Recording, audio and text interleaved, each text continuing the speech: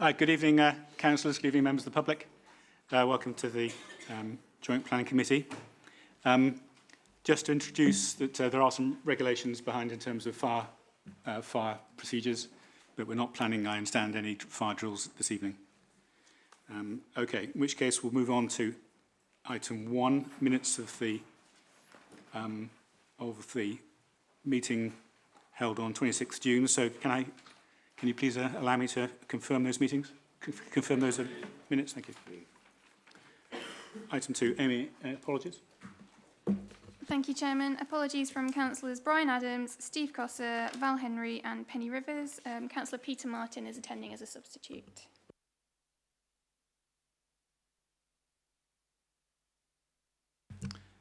Thank you. Declarations of interest. Amy, are there any declarations of interest? Thank you, Chairman. Councillor Paul Follows has declared a non-pecuniary interest in item A2 as he is one of the 2 ward councillors for Godalming Central and Oxford and has met alongside officers and other members the applicant to discuss this application on 2 occasions. He has met with individual residents and residents groups that are present this evening to speak in objection. He intends to take part in the debate and vote. Are there any other members who wish to declare any interest? Okay, in which case, item 4, are there any questions from members of the public? Thank you, Chairman. None received. Item 5, are any questions from members? Also none received, Chairman. Beth, are there any item 6, are there any updates on legislation? No, Chairman, thank you. Thank you. In which case, item 7, quarterly planning enforcement report. Beth, to speak again. Thank you, Chairman. The report before members on page 7 relates to the performance of the planning enforcement team for the quarter April to June of this year.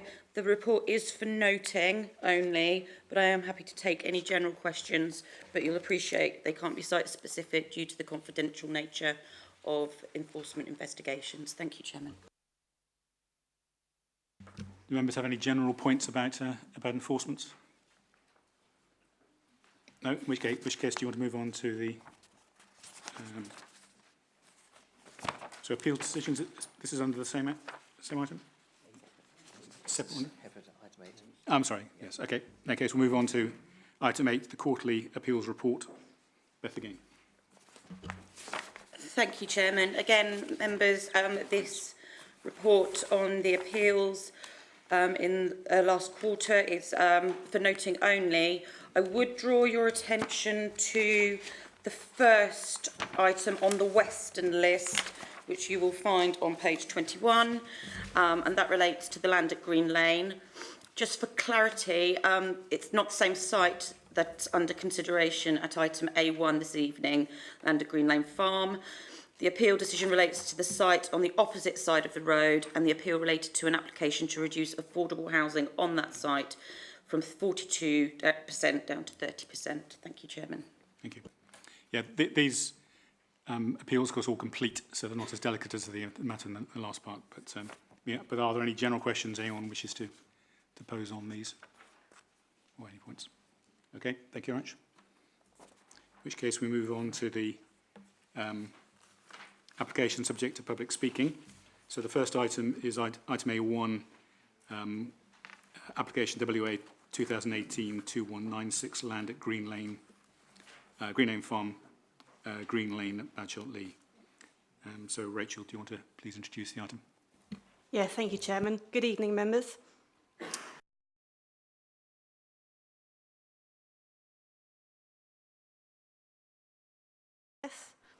Therefore, we're asked to consider the principle of development along with the suitability of the access only.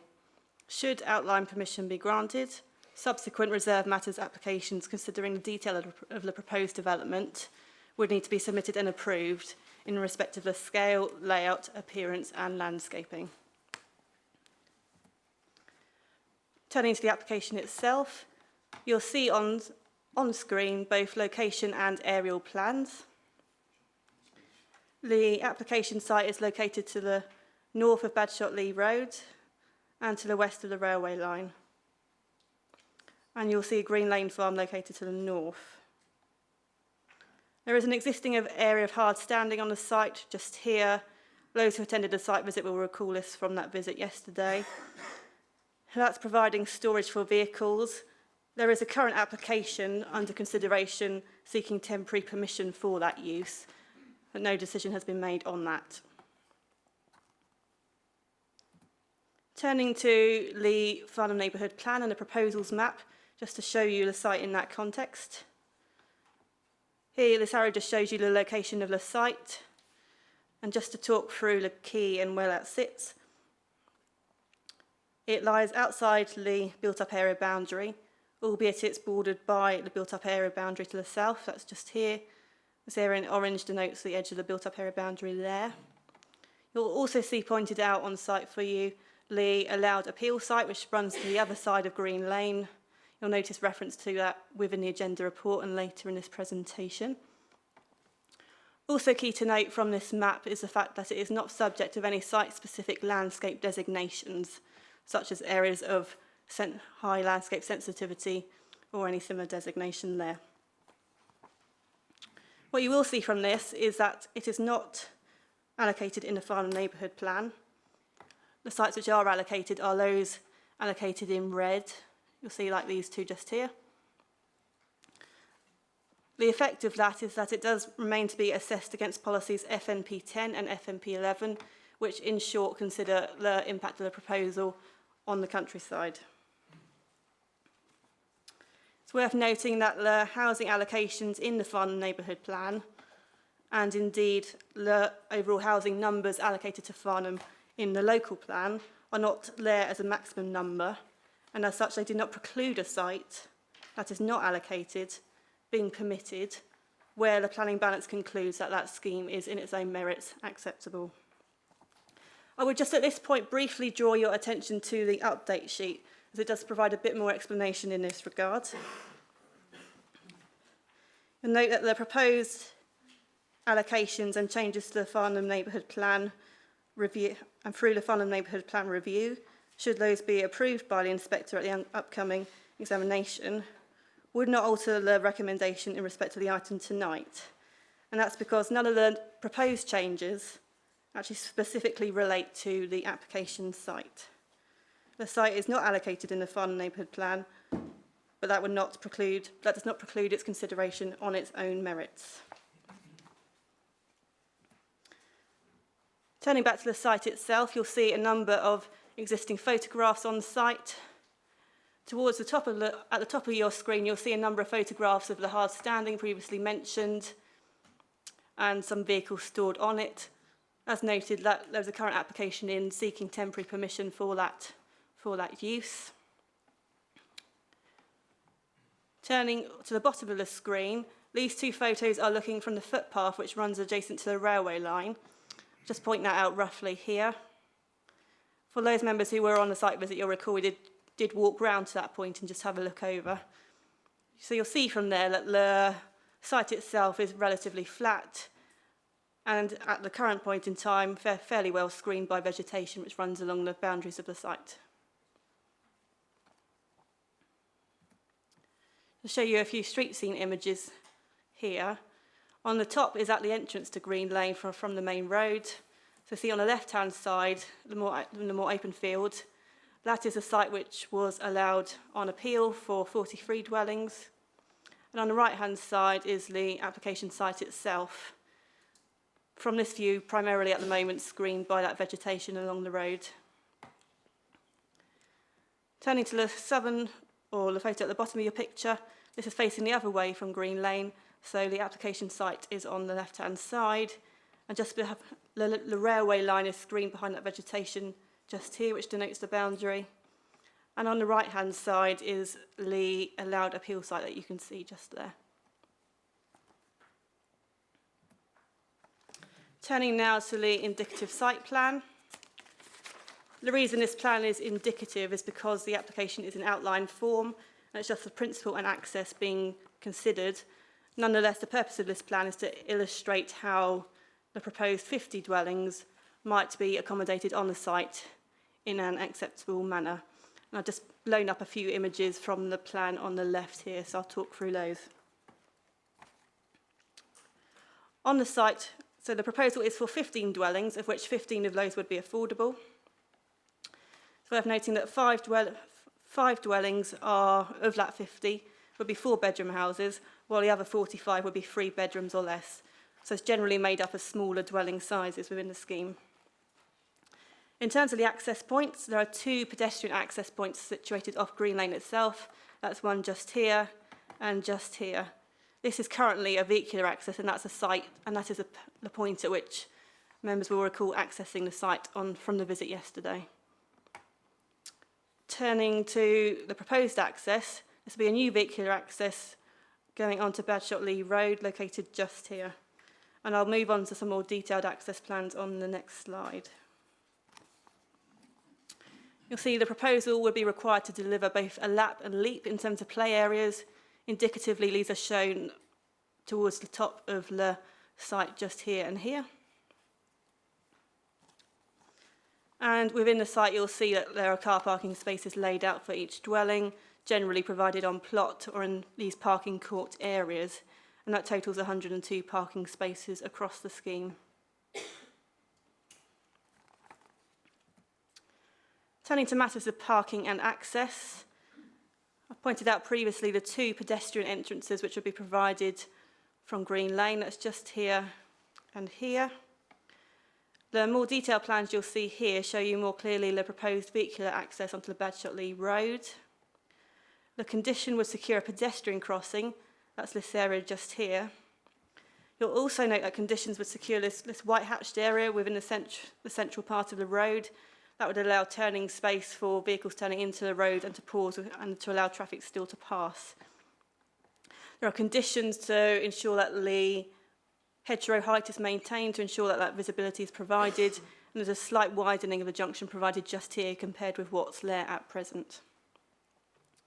Talking a bit more about some of the conditions that are recommended on this application, they would require a travel plan to be submitted and approved, and that would be looking to provide factors like welcome packs for residents to draw their attention to public transport links and cycle opportunities and similar points.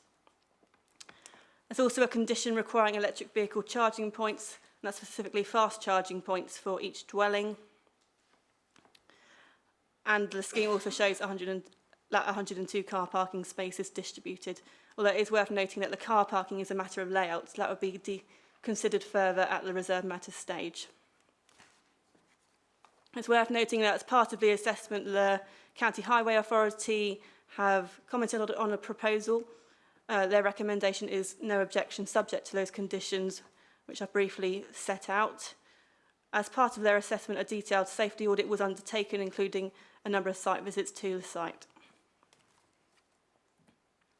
Now I'm going to turn back to talk a bit more about the adjacent appeal scheme. I've included the layout for that on the screen just here, and you'll see it's just on the other side of Green Lane to the current application site. That permission related to 43 dwellings, and that's full permission.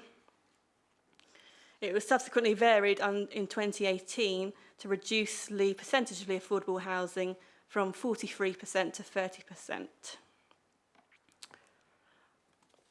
I've got a couple of quotes on here from the inspector in terms of assessing that appeal scheme. It's highly material that the inspector identified in assessing this scheme no harm to the countryside or landscape character, and importantly did not identify any conflict with either the Farnham neighbourhood plan or the local plan.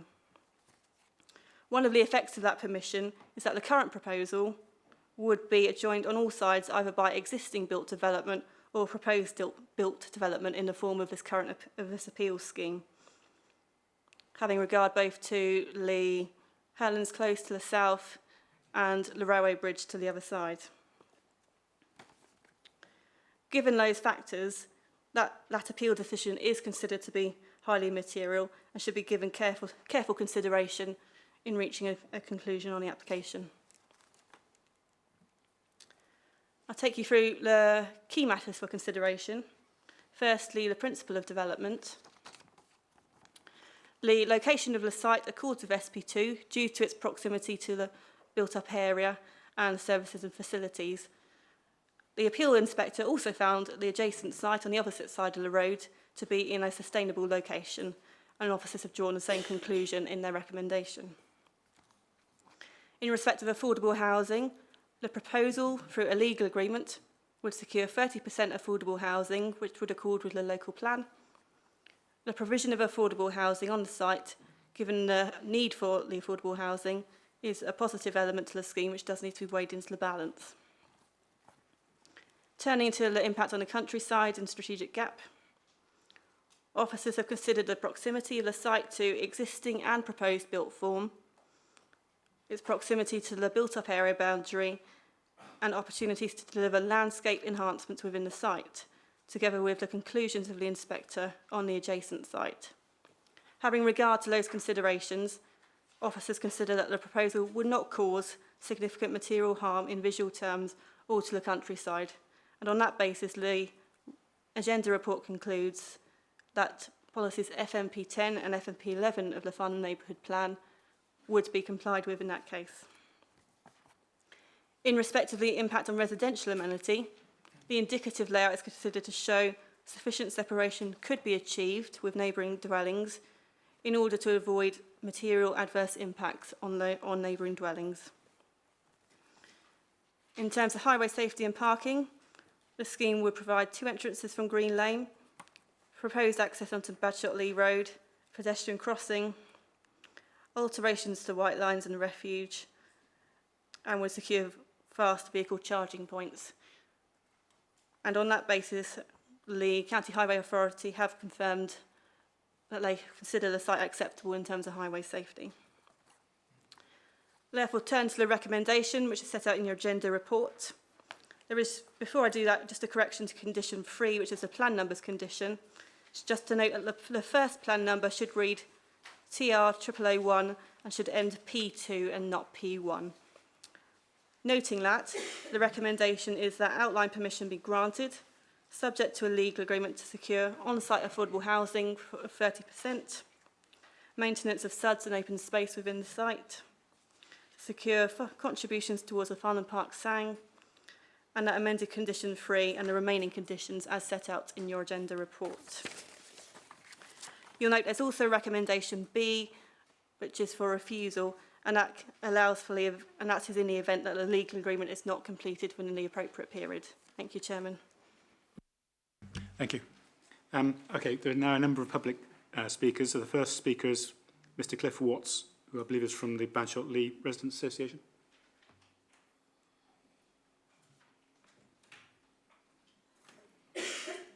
So I think, as you were told, it's 4 minutes, and after, I think, 3.5 minutes, lights start flashing. So.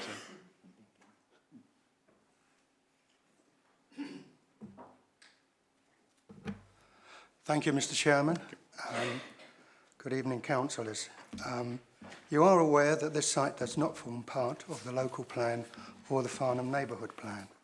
The advice contained in the update report would delight every developer promoting sites not supported by these plans.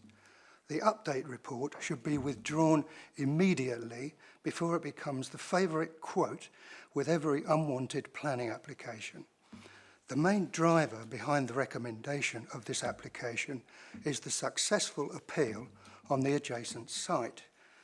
The development of the adjacent site, allowed on appeal, added 43 homes to an already sufficient number provided within the Farnham Neighbourhood Plan, and therefore further reduces the actual need to develop here. We have our housing allocation. We do not need this site. Recommending approval of this site by repeating the error on the adjacent site simply undermines everything contained in our MP neighbourhood plan and everybody else's. It makes no sense whatsoever to say that this adopted neighbourhood plan still carries full weight and then go against its contents. To say there is no material conflict with this neighbourhood plan is clearly wrong. It is not a preferred site and is outside the built-up area.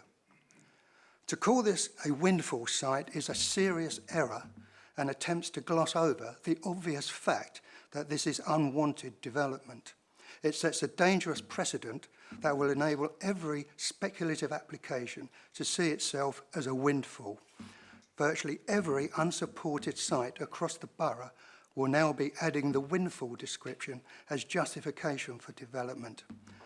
This could include the field next to this site or the one next to the Folly Hill site. You will all have your own examples. Councillors, your towns and villages across the borough are adopting or working to adopt their own neighbourhood plans. If we show that we are not prepared to defend them, your residents will quite rightly ask why bother, and could also suffer the consequences.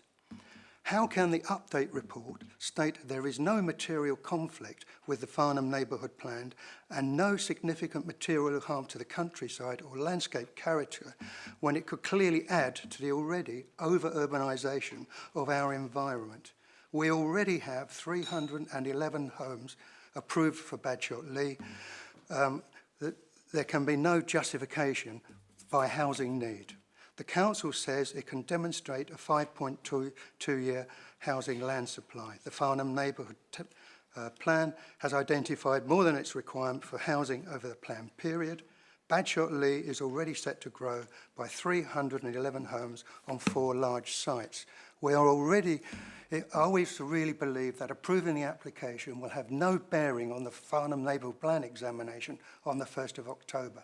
It will send a clear message to those opposed to it that even the borough does not have faith in its own plan and is happy to find ways around it. The examiner will very likely agree. Councillors, there is no justification for developing this site.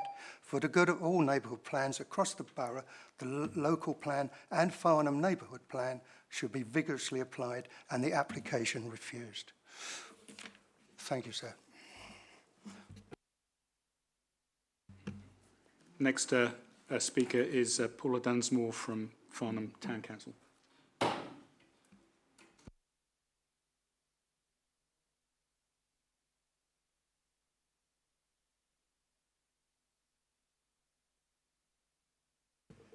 Good evening, everybody. Farnham Town Council strongly objects to the erection of 50 dwellings at land at Green Lane Farm. This location is not an approved development site in the Farnham neighbourhood plan, which has been subject to consultation both in the made neighbourhood plan and more recently in the revised neighbourhood plan, which is subject to independent examination on 1st of October. It is inconceivable that a site such as this could be called a windfall site that could be considered acceptable, and it flies in the face of reasonableness in the context of the Localism Act and the National Planning Policy Framework. Waverley Borough Council has agreed that the neighbourhood plan is the way of allocating the delivery of housing in Farnham. The original plan and the revised plan does exactly this, prioritising brownfield sites above greenfield sites, and in so doing delivering the agreed quantum of housing set out in the local plan. Badshot Lee residents accepted a number of development sites by participating in a thorough and democratic consultation process. This site was not put forward during the original neighbourhood plan consultation process or in the revised call for sites in early 2018. The land in this application is not acceptable as it is outside the built-up area boundary of the Farnham neighbourhood plan, contrary to policy FMP1, Design of New Development and Conservation, contrary to policy FMP10, to protect and enhance the countryside, contrary to policy FMP11, preventing coalescence between Badshot Lee and Webburn, contrary to local plan policy RE1, countryside beyond the green belt, contrary to policy RE3, landscape character, the Farnham Aldershot strategic gap, and contrary to retained policy C4, Farnham Aldershot strategic gap. In addition, the access to the site is unsuitable for the volume of vehicles with poor sight lines, a narrow roadway and dangerous turning points. The increase in traffic from the adjacent site granted at appeal and now within the amended built-up area boundary. and the cumulative effect of this site will have a further negative impact on the local infrastructure. Surrey County Council Road Safety Audit highlights pedestrians at high risk of conflict with approaching vehicles, particularly those visually impaired, mobility impaired and pedestrians with pushchairs using proposed uncontrolled crossing and refuge points to access the site. The sustainability of this development site also includes pedestrians being able to access and leave the site safely. It's a requirement. Application amendments for the addition of highways measures do not make this application acceptable. The fact that there is 13 pages of highways comments underlines how unacceptable this site is. When have we ever seen highways comments to this extent on a particular development? Updated report for the meeting is wholly unsatisfactory and unacceptable. If Waverley was serious about neighbourhood plans and the time and investment offered by local communities in shaping their future, this application should be rejected. There is no way the site can be acceptable, windfall site, and to suggest it is such a folly. In conclusion, this application has so many neighbourhood plan and local plan policy reasons for refusal, the safety grounds for refusal that Farnham Town Council would urge members to reject this application unanimously. Thank you. Thank you. Third speaker is Ken Dirksman. That's correct, Agent.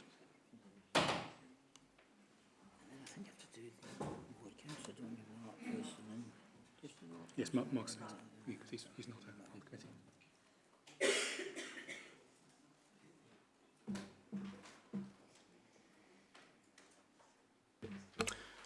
Yes, thank you. I appreciate the opportunity of being able to talk to you. Firstly, the definition of a windfall site. The MPPF is very clear that a windfall site is a site that hasn't been chosen in a development plan. That's the definition of it. Therefore, windfall sites do come forward, not part of the plan, because that's what windfall site means. It means it hasn't been chosen. Furthermore, windfall sites can be greenfield sites. But this doesn't mean every site that's a greenfield site can be a windfall site, because obviously it mustn't cause any planning harm, because you can refuse it. But the point is that a windfall site is a site that hasn't been chosen, and it can be a greenfield site. So this site complies with that definition. Whether you think it's acceptable as a windfall site is a different question, but it does fall within that definition. In terms of causing harm, and that's really what would justify refusing it, I think there's a few important points to be made. It is a piece of land now sandwiched between a new development, hasn't been built yet, unfortunately, from my point of view, but it will be a built development next door of 43 houses, and therefore a new settlement boundary, sandwiched between that and a railway line and other development. In other words, it's enclosed by development on three sides. So difficult to see how this can intrude and cause harm into the wider landscape or the open countryside.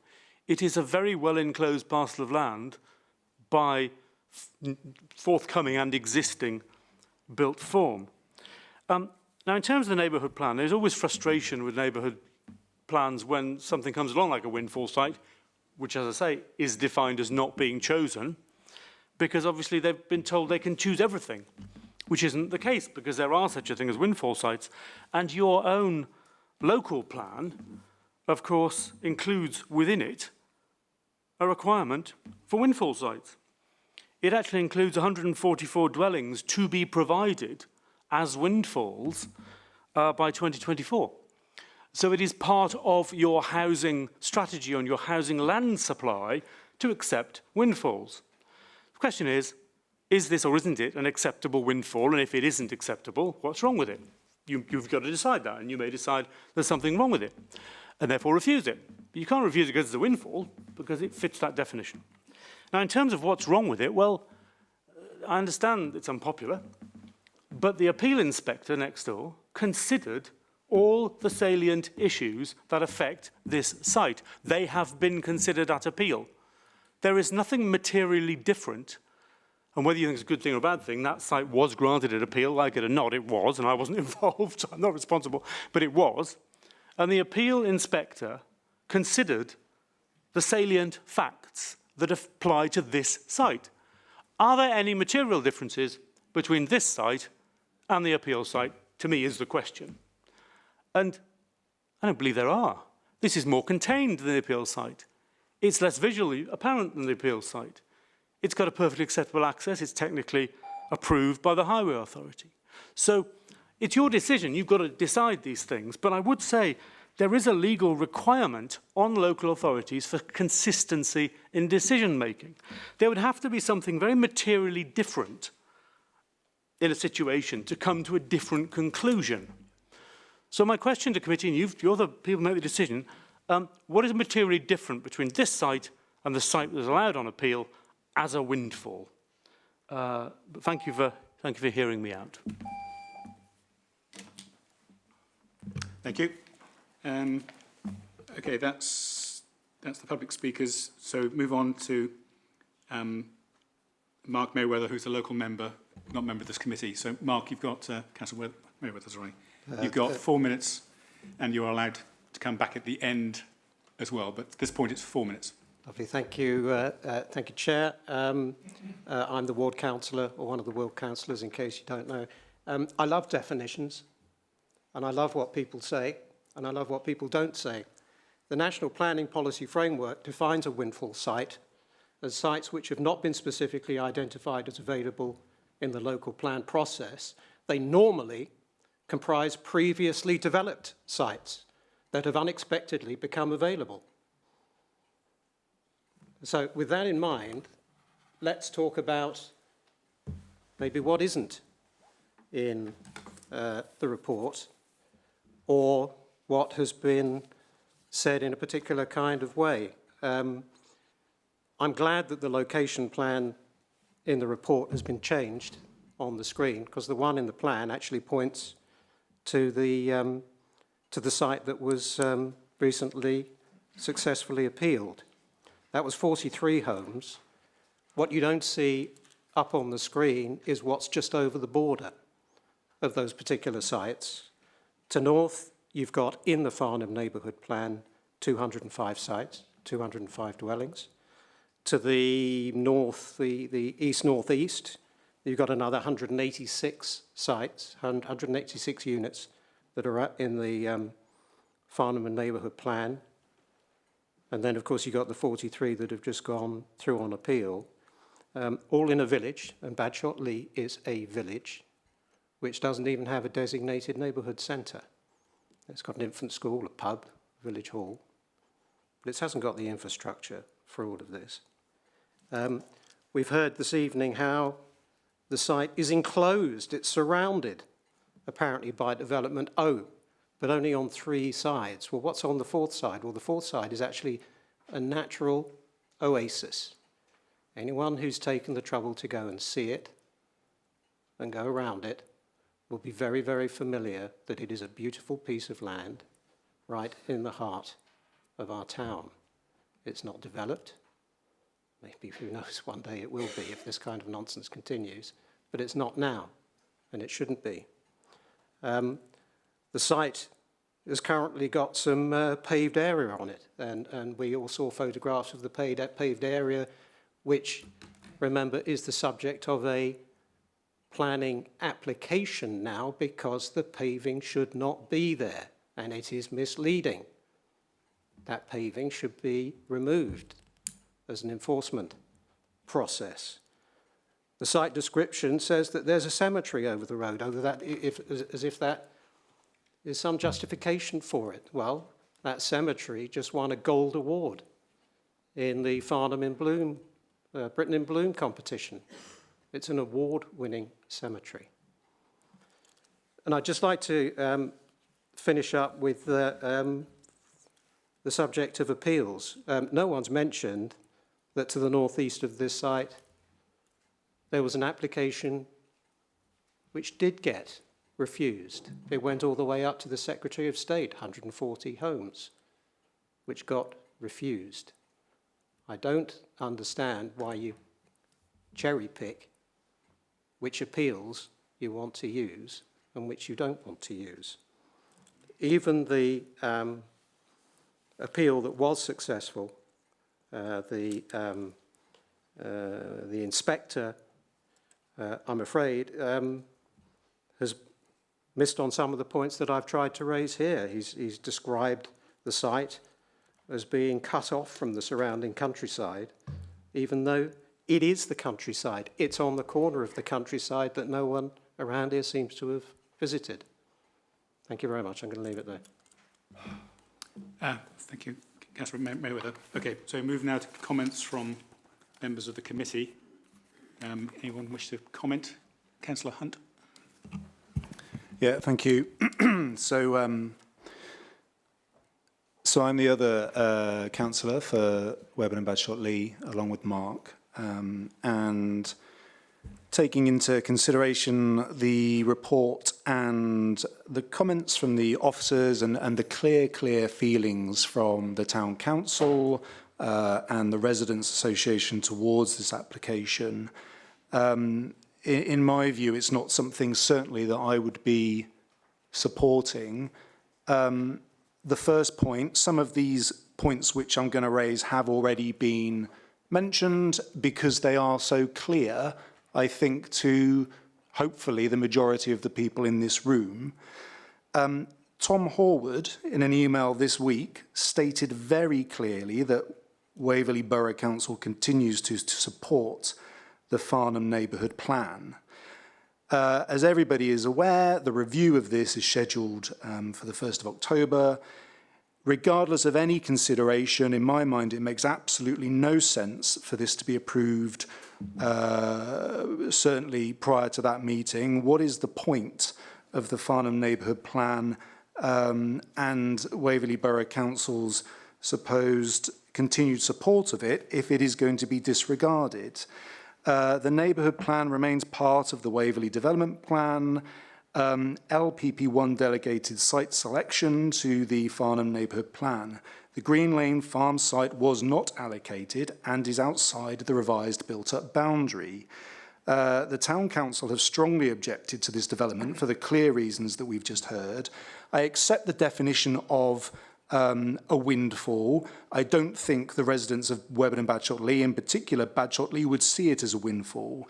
Yes, there needs to be development, but as Mark has clearly pointed out, there has been an absolute ton of development in Badshot Lee, and my understanding is that it is due to grow by circa 80% or so over the next 5 years.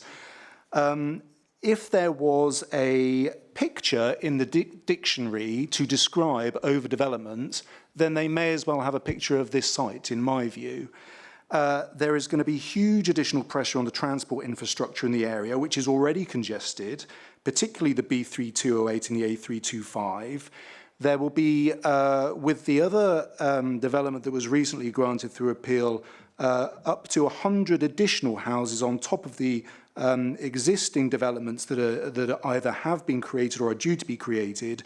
There is no additional transport infrastructure, school places, GP appointments. Anybody in that area will try and get a GP appointment at the moment and understand how difficult that is without needing another 100 homes without any additional support for that.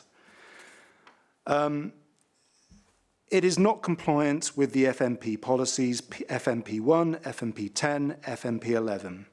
It does not form part of the Waverley Development Plan.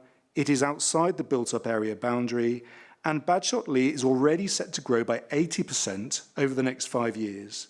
It will further reduce the strategic gap. It will further contribute to the assimilation of Aldershot and Farnham. And again, it sets a precedent. In addition to the other site that was granted by appeal, if this is considered to be a windfall site, it does not, in my view, take into account the, regardless of the definition of a windfall site, the impact on the wider area of Badshot Lee. So, in my view, it's completely unsuitable for all those reasons which everybody is clear of, and I can't support it. Thank you. Any other comments from councillors? Councillor Follows. Thank you, Chair. absolutely understand and agree with all the points raised by Councillor Hunt and Councillor Merriweather. I think, from my perspective here, I'm a councillor in Godalming, and we also have a neighbourhood plan. And trying to describe to residents what a windfall site is quite a difficult task.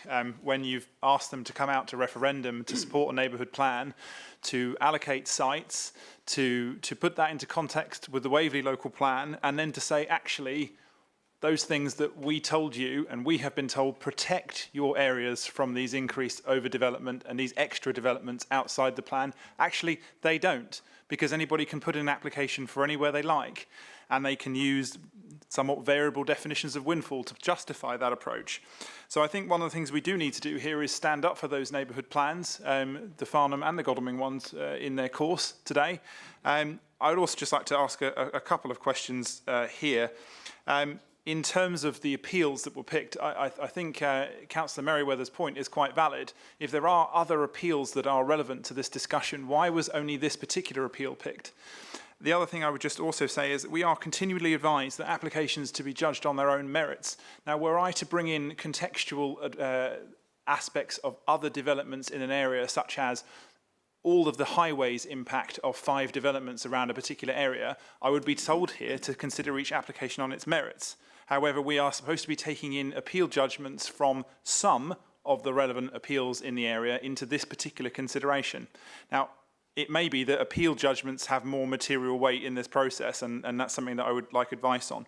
I think, unless I am given any other kind of interpretation from other councillors here, if a Farnham councillor were minded to support a refusal of this application based on the Farnham neighbourhood plan clauses that it is in clear breach of, I would be minded to support any refusal. I think also, I'll just highlight that last point as well, the hard standing on the site description just talks about that like it was already there. It's subject of an enforcement action from this applicant. It is not something that should be there, and the site context needs to make that sort of thing clear, because actually I actually find that quite misleading when that's not stated in the site context up front. So if I could just have a few answers regarding the weight of appeals, why this particular appeal and not others, and why we should be telling residents on the one hand to vote and come out for these neighbourhood plans, and on the other hand completely disregard them, that would be very useful. Thank you.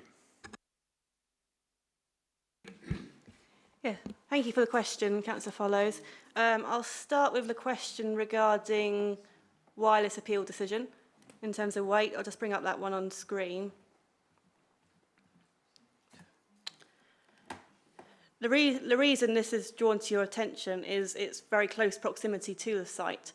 So all appeal decisions can have material weight. Indeed, each have their own lessons to look at and take from them. This one is highlighted to you firstly because of its close proximity and its very high similarities in terms of its form to the current application site. And it's also relevant because it is directly on its boundary. It does significantly change that context in terms of what is surround it and what is proposed. From sitting next to a field of open countryside, it is now next to a field where there is that significant development proposed. So it's that high similarity why that is drawn to your attention. Clearly, there are a range of appeal decisions each we could go to, but this really has that weight and is drawn to your attention because of how similar it is. Yes, this application site does need to be assessed on its own merits. That's absolutely the case. However, it does still need to be weighed as well in the context of next door. And I suppose the question to ask yourself is, are there any considerations on this site which would make the proposal more harmful than what's there? It is open to you to come to that decision and conclude that there are. That's not the officer recommendation, but yes, by all means, it's open to you to look at the individual characteristics of that site and reach your own conclusion. But nonetheless, that is still a material consideration of the appeal decision next door to factor into the consideration. The other point was really looking at highway safety, I think, in terms of looking at cumulative impacts and looking at each of them.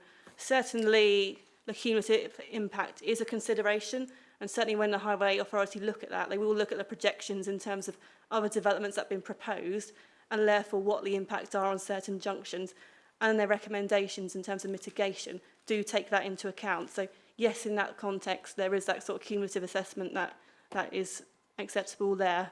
But clearly, I would advise that you do take account of the advice of the Highway Authority. Certainly, reference was made earlier to the very lengthy report. So a road safety audit was undertaken. That was a very lengthy document, and that ultimately informed the proposed mitigation solutions. And that's looking, just go back a screen, and that's looking at the very much design of this junction, things like this refuge area in the centre of the road, where the crossing is provided, and exactly where those visibility displays are drawn. That was all informed by that document. So please be sure there was a very comprehensive assessment undertaken by the County Highway Authority before actually we had their response advising no objection subject to conditions. Hopefully that's helpful. Councillor Edmonds. I may have missed it. Sorry, I have a concern about highway safety. I may have missed it in the long Surrey County Council Highways report, but why did they dismiss a roundabout as a safer means of egress? Thank you.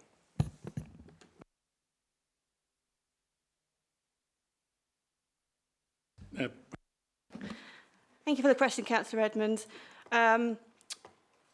Specifically, the solution they looked to was considered that the proposed solution was an acceptable route.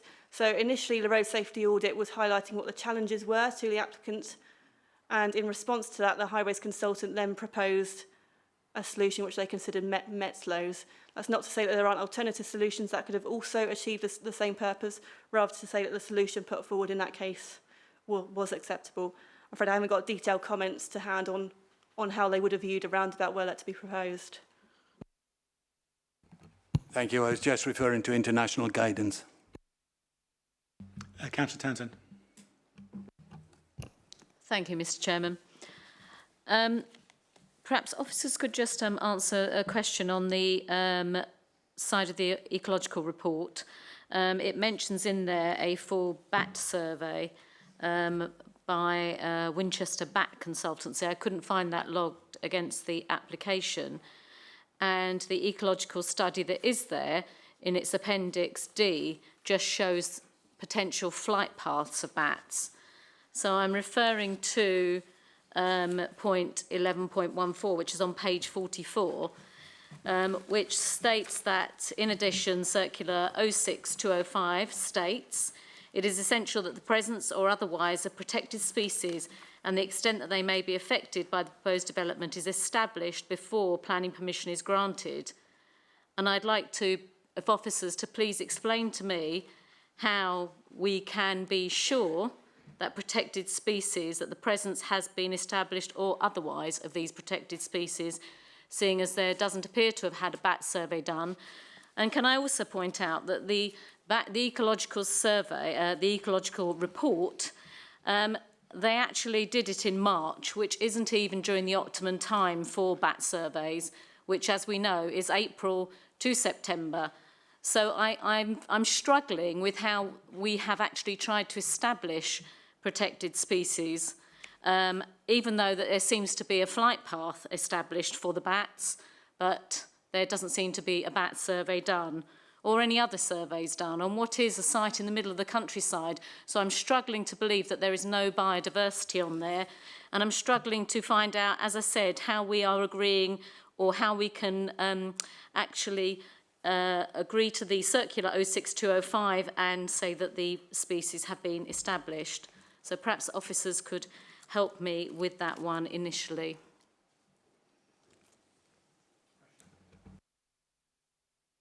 Thank you. If we could have just a few minutes to find that information for you, perhaps whilst the debate continues. Okay, we'll come back. In which case... Could I also just say, Chairman, that at this point, I would like to say that I am in agreement with my colleagues about we seem to be riding roughshod over the Farnham Neighbourhood Plan and over localism. And knowing how hard it is to do a neighbourhood plan, doing one myself, and as you know yourself, I do find it very, very difficult that we are saying to, on one hand, to people, you can influence development in your neighbourhood, and then on the other hand, saying that, actually, no, we're going to decide on your behalf. Thank you. On that last point, I mean, I think here we have to, when we come to a decision, we have to understand what the restrictions are on the validity or the power of neighbourhood plans, which we are aware of. I mean, and particularly the one about how it deals with windfall sites, using the term which has been used up to date. So But I understand my colleagues will obviously add more, but actually the Farnham Neighbourhood Plan did take into account their allocation of windfall. Next speaker is Councillor Coburn. Thank you, Chairman. Yes, I can just echo everything that certainly Councillor Townsend has just said. We've spent years and oodles of money producing a Farnham Neighbourhood Plan. And I have to say, if you wanted a community that was exemplary in its attitude to the process, you would look no further than Badshot Lee. Right at the beginning, when Farnham decided it would allocate its own sites, Badshot Lee surveyed every one of its residents to select sites. They offered to take a certain number of housing units to help the plan move forward. And so the sites in Badshot Lee were chosen reluctantly by the residents of Badshot Lee. And they were, I don't know whether we can have a better map than that to show where, yeah, something like that. Because if you know Badshot Lee, and some of us know it, some of us probably don't know it terribly well, there was a recreation ground and a kiln, the village hall, which was slightly sort of separated, and the idea was to join that up with development. The rest was meant to be left. When we had the appeal on Lower Webburn Lane, we fought it because we wanted that gap, a green gap. It wasn't a beautiful green gap, but it kept the discrete, if you like, boundary of Badshot Lee, and that is what we were trying to achieve in the neighbourhood plan. There's a bit of a clue in the name here. This is Green Lane Farm, and until recently, you wouldn't even have noticed it. You just drove past dense hedging. We are supposed, as Councillor Follows says, to look at each site as it comes up. As I look at this site at the moment, it's an isolated site in the countryside. You can tell me it's going to be built, I have your word for it, but there's no proof at the moment that there's going to be anything on that site. To say that it's surrounded by residential is not true. It's got the Badshot Lee Cemetery, which we've already said is award-winning now. We have got industrial, we've got the sewage works, as we know, we've got the rugby club. It is not surrounded by residential. It is still, even with this promise of housing on the adjacent site, it is still an isolated site. It one time was very green, and I won't go into the unlawful sort of parking at the moment, but it's already a damaged site. The neighbourhood plan is a land use document. So the town selected what it wanted each piece of land to be used for. That is what it was meant to do. This piece of land was meant to remain unbuilt up, to remain green, part of the green lung, joining in with the Lower Webburn Lane site. There was method in our madness. We knew what we were doing. We walked every inch of the town to make sure that we were using the correct use for that land. Pity we haven't got a built-up area boundary map in the report, because that is crucial. That's part of it, as you can see. But what really finishes me off with this one is that entrance. I think, where are we? You can just about see how difficult that turning is. I mean, it's not just a bend, it's a 90-degree turn. And it is at the moment quite discreet as you drive along there. You've got hedging, you've got the cemetery, and it's quite a nice little country approach as you come into Squires. To gouge out a hedgerow, to put something as urban as that in an area that we don't see suitable, and we didn't choose it, and we're doing this as a result of the Localism Act, and we've been out to consultation twice, and we've been out to referendum, and we've been taken to court. You know, I mean, how much more do we have to do to fight for our plan? I'm sorry, I think this access is completely unacceptable for this site. Councillor Hess. Well, I don't know what more one can add to the speakers already. What I'm finding a bit depressing about the whole thing is that in the previous administration, when the adjoining site for 43 houses came before the planning committee, it was refused. in defence of the strategic green gap quite correctly. And then the inspector, in his wisdom, that's debatable, of course, claims that it would not materially affect the character and appearance of the strategic gap. Well, I don't know what planet he lives on, or she lives on, because you stick 43 houses on that corner, we're talking about the adjoining site, and it will materially affect the appearance of the strategic gap. So now turning to the site in question, the 50 houses, even more, is going to affect the character and appearance of the strategic gap. So, you know, if we vote to refuse this and it goes to appeal, we'll have the same nonsense coming back from the inspector that it won't affect the character and appearance of the area. Complete rubbish. And the other thing is that corner and the access, and looking at those junctions, which look like stock standard Surrey Highways junctions to me, are accidents waiting to happen. You've probably got around about 200 vehicle movements a day between the two sites if it all went ahead, because you've got 43 houses and 50 houses, 2 cars per house probably, plus visiting vehicles, Amazon deliveries, etc. A good 200 vehicle movements a day on a really dangerous corner with very limited sight lines. As has been mentioned by the officer, there are very high and dense hedging along there, and that will obscure vehicles coming through because they're quite low down. And nobody would probably want the hedges to be cut right back down, making the houses even more visible. So it's just a complete disaster area. They've already ramrodded through the Farnham neighbourhood plan with the adjoining site. They're trying to do it here under the guise of windfall. I certainly won't be supporting it. Thank you. Councillor Martin. Thank you. I find here the issue is very finely balanced. I have closely looked at the plan and I've closely observed the comments by officers, and I do find the business of having a site right next door for which planning permission has been given on appeal a very persuasive argument in support of this additional site for 50 houses. On the other hand, I also find extraordinarily persuasive the view that the neighbourhood plan for Farnham doesn't include this particular site, and neither does the Waverley local plan. So I think I'll take a risk on an appeal and I'll go with the local plan. It's not in the local plan, and therefore I shall be voting to oppose a development here. Thank you. Thank you. Councillor Clark. Thank you, Chairman.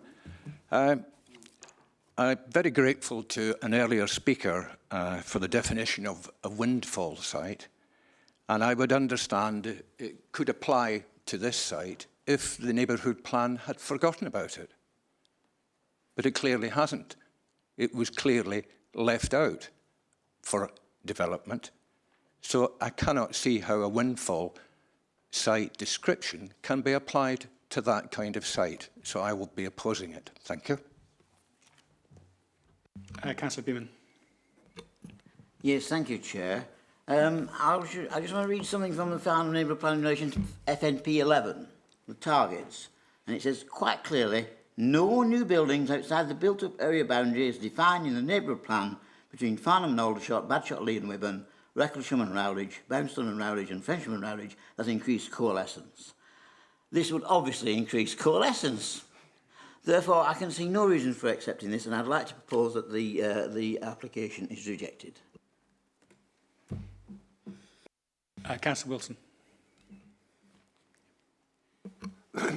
Two things have come to mind to me. First of all, there was illegal or unauthorised solid surfaces put onto this site, which I believe are under enforcement at the moment. If we pass this, we're condoning that. And that seems to me to be very wrong. And the other thing that does strike me is we need to find out what we were told about neighbourhood plans is actually happening. It doesn't seem to be. And we were promised that if we had neighbourhood plans, we would be protecting the area. And on this point alone, I would oppose this motion. I think on your point about the surfacing, we're not considering this as being a pre-developed site, so we're not giving them any advantage in terms of how we're considering it, unless an officer wants to correct me. I think that's the correct statement. Yeah. Councillor Townsend, you had a point which the officers were going to be looking at. Do you want to? Yes, if they could, and I've got another couple of small points that I'd like to make as well. Thank you. Come back to you later on that. Can we just deal with the point that was that you raised earlier? Yeah, thank you. Thank you for the time just to look into that a little bit more. So looking at the ecological survey, essentially it's a specialist ecological report which provides a lot of advice.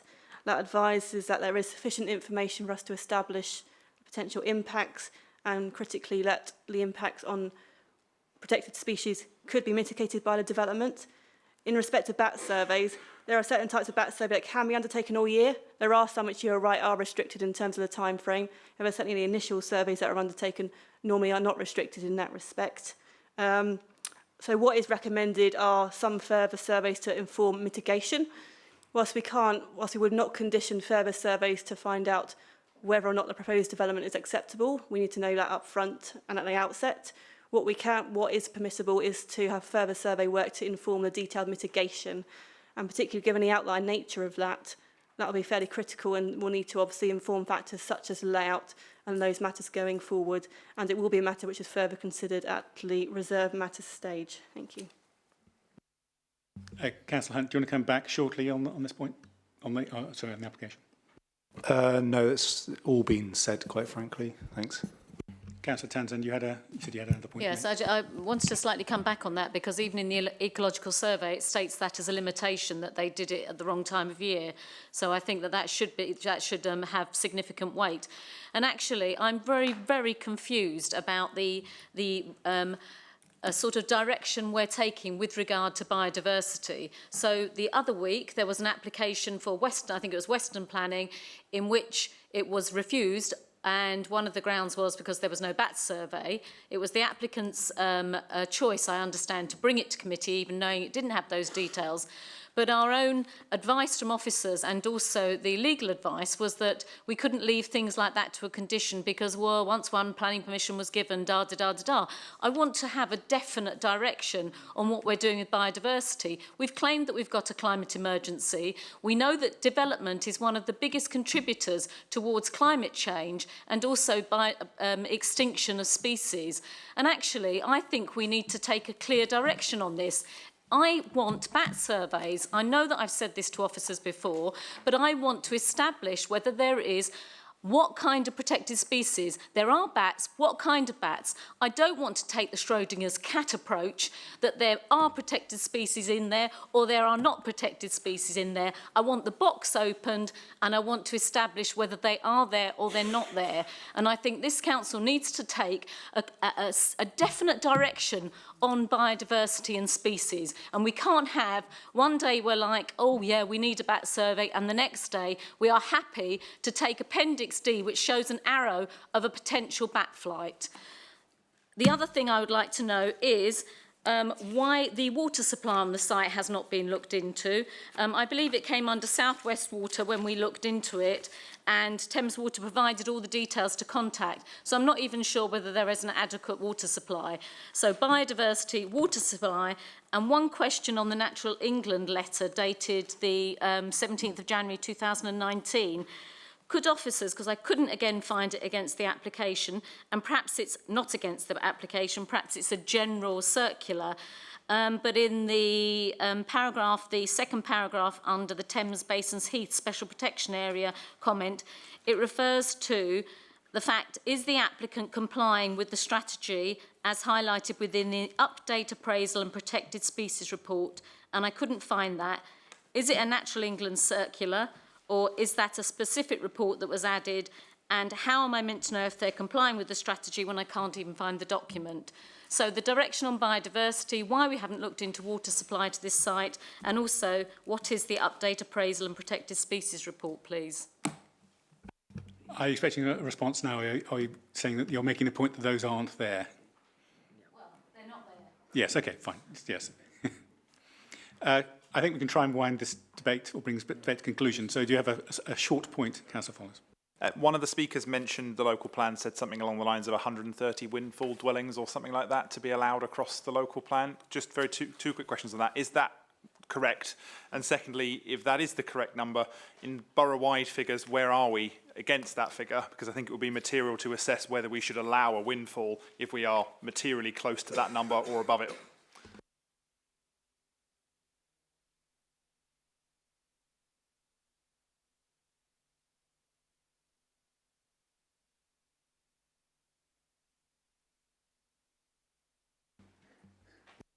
It's not so.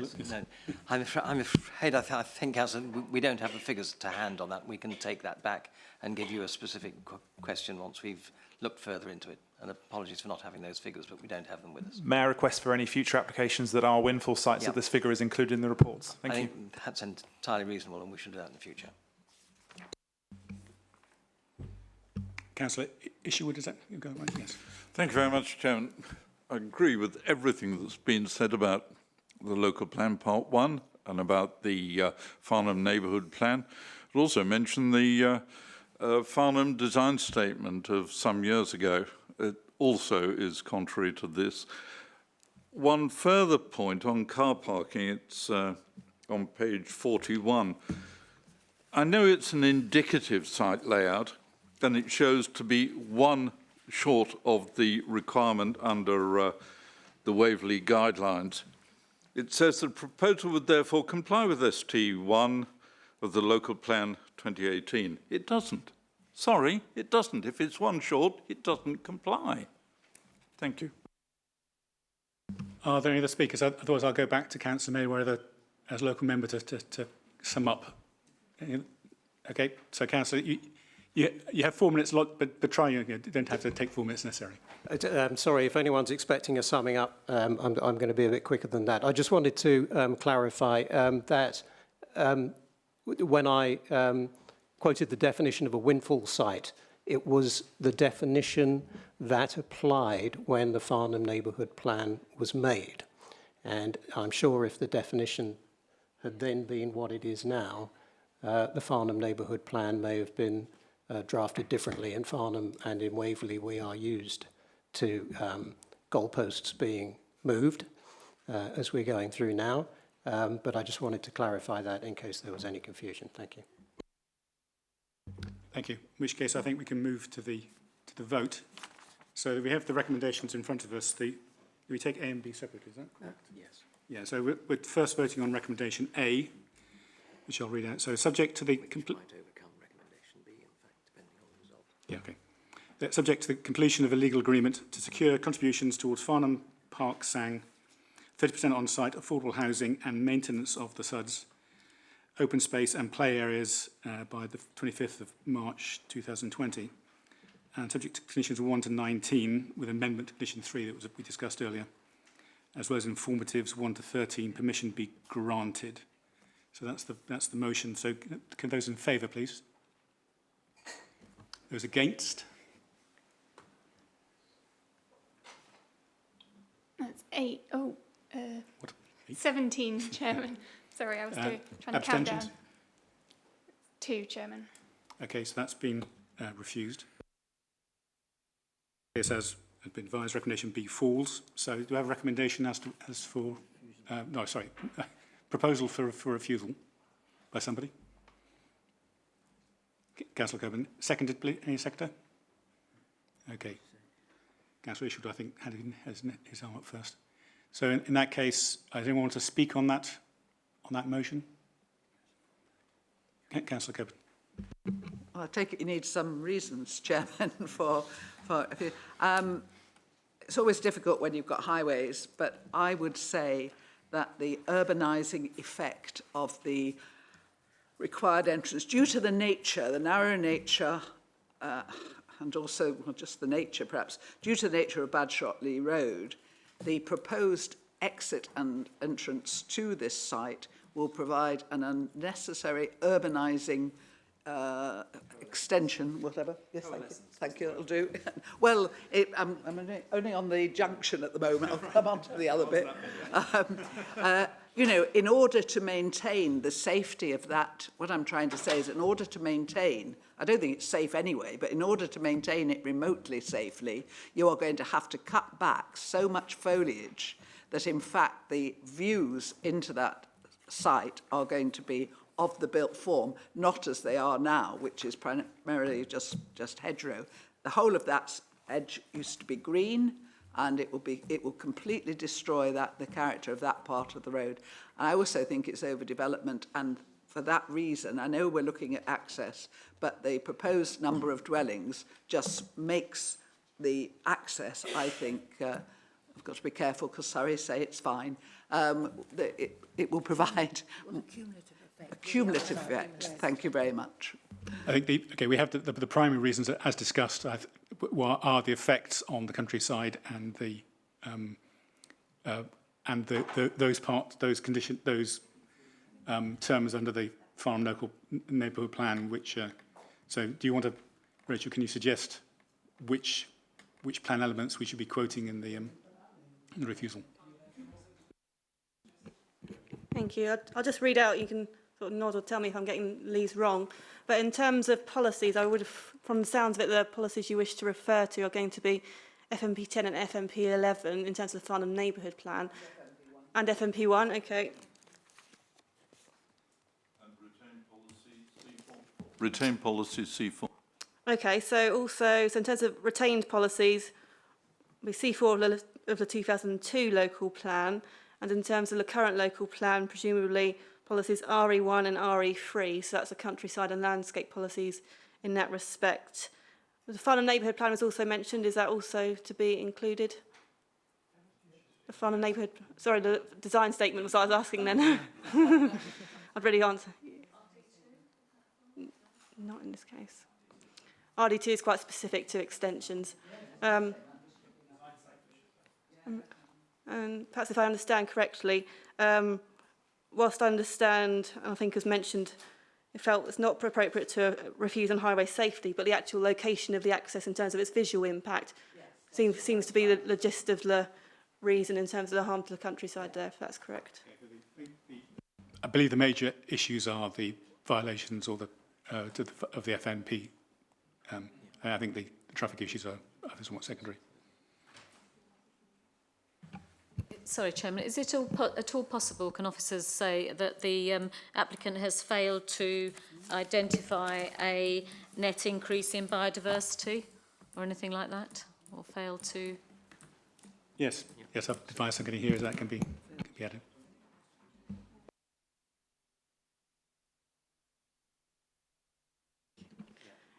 Yeah, so in terms of FNP 11, they do talk about biodiversity enhancement. So if you feel that that's not been demonstrated, one of the reasons for refusal could be it's not been demonstrated that there have been biodiversity enhancements to the site, and that could be part of the same reason given the wording of FNP 11. Do you want me to attempt to read out where we are in terms of the reason for refusal, and you can correct me if I'm got it wrong? Yeah, yes, please. So something along the lines of due to the quantum of development proposed and due to the urbanising impact of the proposed access and resulting hedgerow loss, the proposal would fail to enhance the landscape value or protect the intrinsic character and beauty of the countryside, and would contribute to the coalescence of settlements and the erosion of the landscape character, including within the strategic gap. Contrary to policies FNP 1, FNP 10 and FNP 11 of the Farnham Neighbourhood Plan, policies RE1 and RE3 of the Local Plan Part 1 2018, retained policy C4 of the Local Plan 2002, the Farnham Design Statement and the MPPF 2019. Is there anything else I've missed?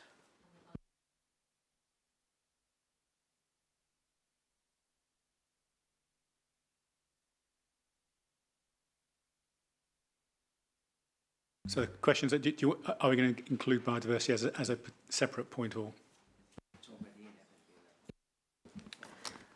My advice is it could be dealt with in the same reason. So what I think, if I'll just correct what I've said, so if the end it will say, and we contribute to the coalescence of settlements and the erosion of the landscape character of the strategic gap. In addition, the applicant has failed to demonstrate that the proposal would deliver appropriate biodiversity enhancements. I will then continue on to the proposal will therefore conflict with and those same policies that I've previously read there. Thank you. Councillor Coburn. Sorry, Chairman, and we have got the design statement, have we? Yes. Sorry, I got lost in all of that. Sorry. No disrespect to you, Rachel, it was just so much. But the design statement really does get to the point. Okay. If we're satisfied with that, can we have a show of hands? Those in favour of refusal on the grounds stated? Any against? None against. Okay, thank you very much. Sorry, was that just confirming, was that unanimous or did anybody wish to abstain? Thank you.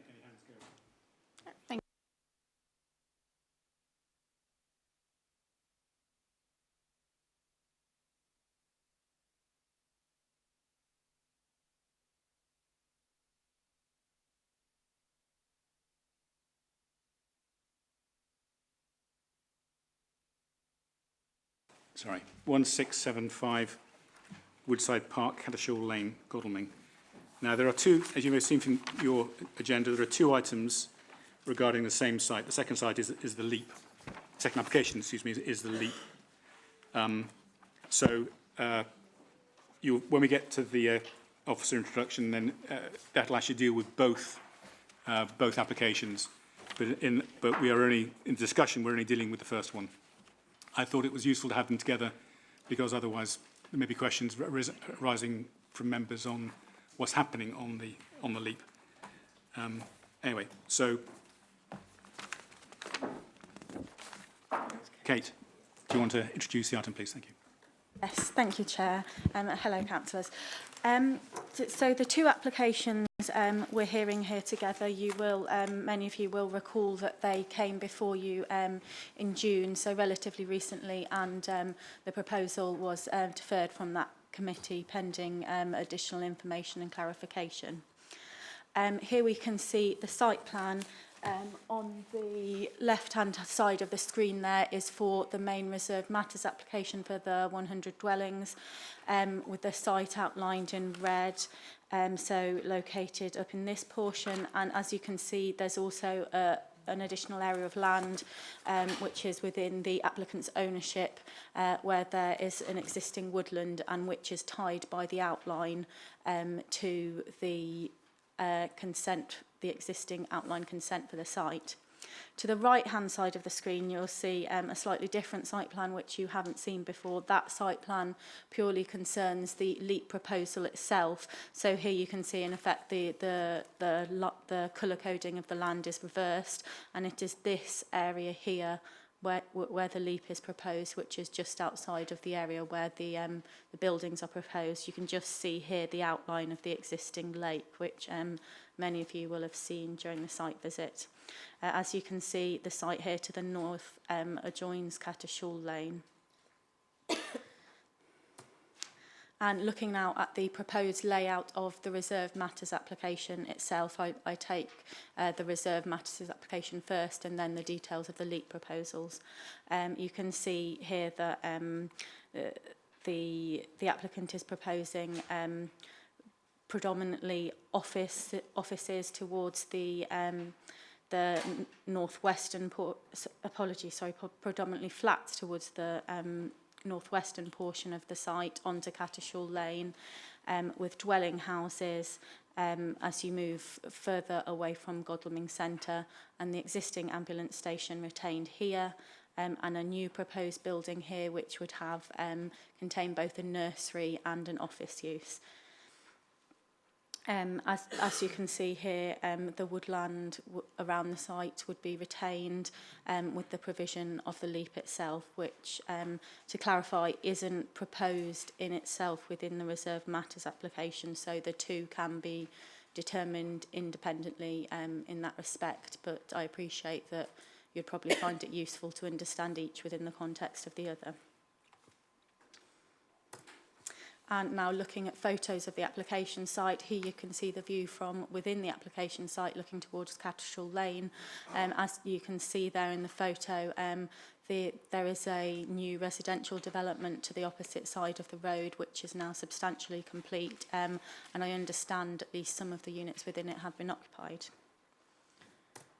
Looking now towards the west of the application site towards Skiston's Climb, here you can see the significant change in land levels from within the application site, with number 1 Skiston's Climb, which is referred to in more detail in the update report, located just here to the side of the screen, and then other properties within Skiston's Climb at a significantly higher land level. And looking now to the east of the site towards that woodland area, you can see that there's again a significant change in level there. And looking finally at the lake at the back of the site, which is adjacent to the proposed site of the leap. The leap itself would be located to the eastern side of the lake, so approximately in this area here. Moving now to the details of the reserved matter scheme in terms of the provision, there would be 100 units overall, which is in line with the number indicated in the outline consent. And you can see there would be 35 one-bedroom units, 41 two-bed, 13 three-bed and 11 four-bed, with 17 overall provision of affordable units. Just to confirm in relation to the affordable housing, because here in a situation where we've got an existing consent, we would not have any powers within the context of this application to require the developer to provide more than 17 units affordable housing. Notwithstanding that, with this reserved matters application, they have chosen, given the specific constraints of the rework proposal and of the site, that they have chosen to change the mix of the affordable units which are provided. So in that respect, there is an alteration from the outline which we can consider, but our view as officers is that ultimately that's been agreed by 2 independent verifiers who've checked over the figures and who've confirmed that the maximum viable level of affordable is still being provided, notwithstanding the changes to the mix from the outline. And now looking at the elevations within the appeal scheme, I note that some members of the committee previously in June raised concerns about the design and particularly the provision of the taller buildings to the front of the site. Here we can see the elevation with the front elevation at the top there of blocks A and B. So this is the flat building facing onto Cattershall Lane itself. It's officer view that this would be both appropriate within the local context and have a sufficiently varied and detailed design to provide a good level of visual interest, as is the case throughout the rest of the scheme, where you'd see quite a number of different dwelling types and designs compared to what we often see. And here again is an elevation for blocks C and D, which would be the block of flats directly behind the one which we just saw, running parallel to Cattershall Lane. And here we have some street elevations with at the top one you can see here is a crucial one, which is onto Cattershall Lane. You can see the relationship of block A and B here in relation to the properties the existing properties at Skiston's Climb along here. As you can see, there would be a slight increase in height, but in overall massing terms, that wouldn't be read in officer view as significant within the street scene. I note there were comments made previously that it would be more appropriate to position the taller buildings towards the top of the hill where they'd be less prominent to Cattershall Lane. In essence, I've expressed officer views in relation to that in the report, but that would generally go against design principles which would generally apply in relation to hillsides, which would increase the prominence and the visual prominence of a building at the top of the hillside. So on that basis, and given the fact that the scheme is designed in a number of layers, where the building heights take into account the relative height of the position within the site, it's considered that's the most appropriate design response. Below that first section there, you can see street scenes moving towards the site, where you can see the layers of the development quite clearly, with the taller buildings at the lowest point and then moving up towards dwelling houses further in the site. And here we have some floor plans for the flat blocks to the front again, where you can see the arrangement around the cores. And finally, in terms of visualising what the development would actually look like, these CGIs have been prepared of the scheme. Here we can see an impression of what the scheme would look like onto Cattershaw Lane, with number 1 Skisden's Climb just visible here, directly facing towards the application site on Cattershaw Lane, and from the back point of the lake at the top of the site, so the southernmost part of the site, near to the woodland. And to confirm, that woodland is tied by the outline consent to the site, so the developer would be required to provide access to and maintain that woodland as part of the original outline permission. So here I've just sort of provided clarification here, because we're not dealing with a straightforward position of full planning permission as to what has already been determined in relation to the application. The first thing is the principle of the development. It's been identified as a residential housing site for a development of this scale through the outline consent, and equally through its position as a strategic housing allocation. Through inquiries I have been in recently, it's become very clear to me that the council has to meet very rigorous tests to demonstrate that we're making progress on brownfield sites like this in terms of bringing them forward, when we're being asked to defend our housing position in terms of other schemes, potentially greenfield schemes, which are refused. So I think that should be borne in mind in terms of the decision today.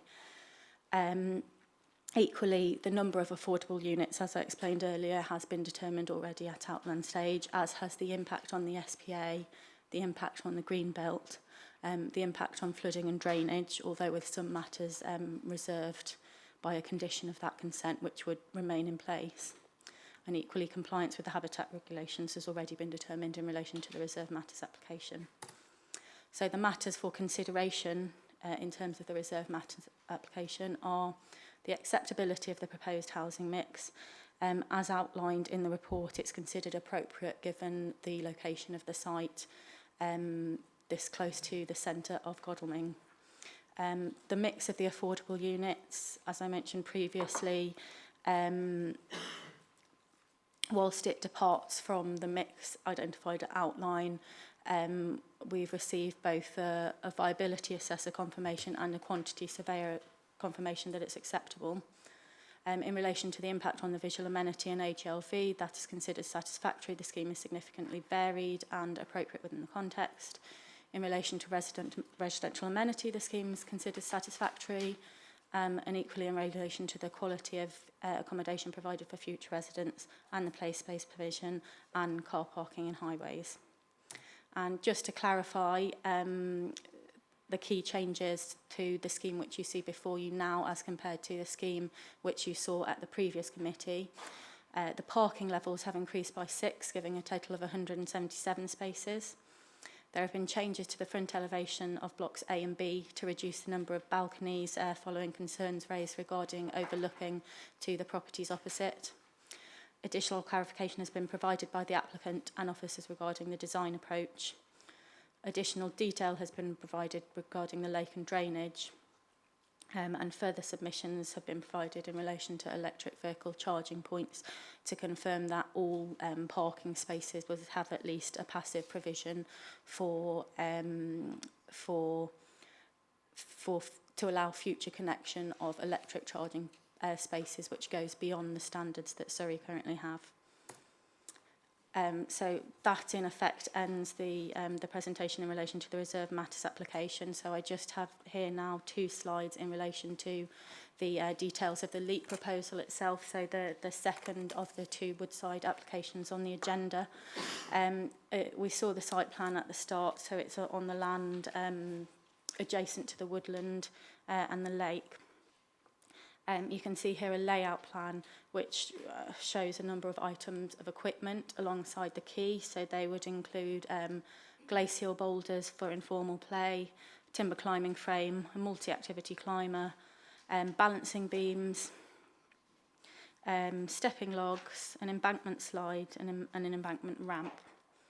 And product specifications are provided. I've just provided you with, on the next slide, a few examples of what the products to which those product specifications apply. The multi-activity climber here, stepping stones here, and the slide here. As you can see, it's the applicant's intention to make use of the natural level changes within that section of the site to incorporate some more interesting play features. Just to confirm the matters for consideration in relation to the LEAP application, the impact on the green belt, the design and impact on the HLV, impact on residentiality, the Wealdon Heath SPA, biodiversity and compliance with habitat regulations, impact upon trees and ancient woodland, safety, land contamination and the quality of the play provision. Thank you. Thank you, Kate. Okay, we have 2 public speakers. The first, Mrs. Fenner.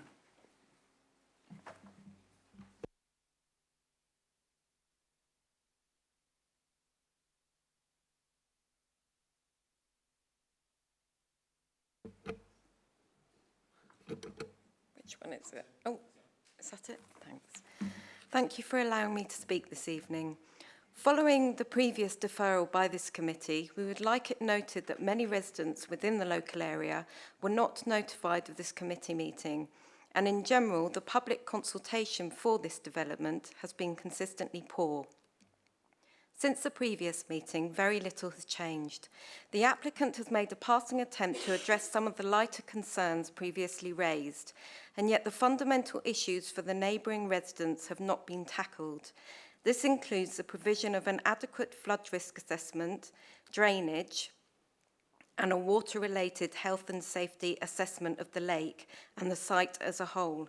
There is still insufficient provision for affordable housing and parking allocation for the housing density proposed, and of primary concern, the elevation and location of the blocks. The current proposal clearly lacks conformity with the surrounding roof lines and appearance. This will cause visual obstruction to the designated Godalming hillsides and significantly overlook properties at Belsize Close, Skisdon's Climb and Langham Close. The Amiga Design Update Report relies heavily on using examples of developments such as Prime Place on Flambard Way, and yet Section 6.13 of the Godalming and Farncombe Neighbourhood Plan states that precedent should not be seen to be set by new developments such as Prime Place, which have been granted planning permissions despite being much higher than surrounding buildings and also obscuring views of the hillsides. Additionally, the elevation and design elements of the proposal are in direct contradiction of policy GOD5 in the Neighbourhood Plan and policy RE3 of the Waverley Local Plan. Further non-compliances of this submission against planning and local policy will not be detailed in this statement, as they were discussed at the previous committee meeting. This statement does, however, identify the root cause of nearly all the aforementioned issues, in that this proposed development cannot adequately support 100 units. May I also reiterate to the committee that outline planning submission was approved for up to 100 units, and yet the detail in these reserved matters have drifted extensively from the proposals originally approved. There are too many properties to provide adequate parking spaces. The density of the development proposed is imposing in nature, heavily overlooks adjacent properties, blocks the Godalming hillsides, and does not remain in keeping with neighbouring roof lines. The number of units proposed appears to be technically justified by an independent verification of financial viability for the scheme, but it cannot be justified in a planning context. The lack of meaningful revision to the application proposed here tonight is simply that the developer cannot adhere to planning policy without reducing the number of units proposed, and this in turn reduces the viability of their scheme. As per the previous and current objections from local residents and the clear lack of compliance with planning policy, we therefore request the committee to defer this application once again until the appropriate redesign is adopted to comply with the established requirements. Thank you. Thank you. Ruth Beard, agent.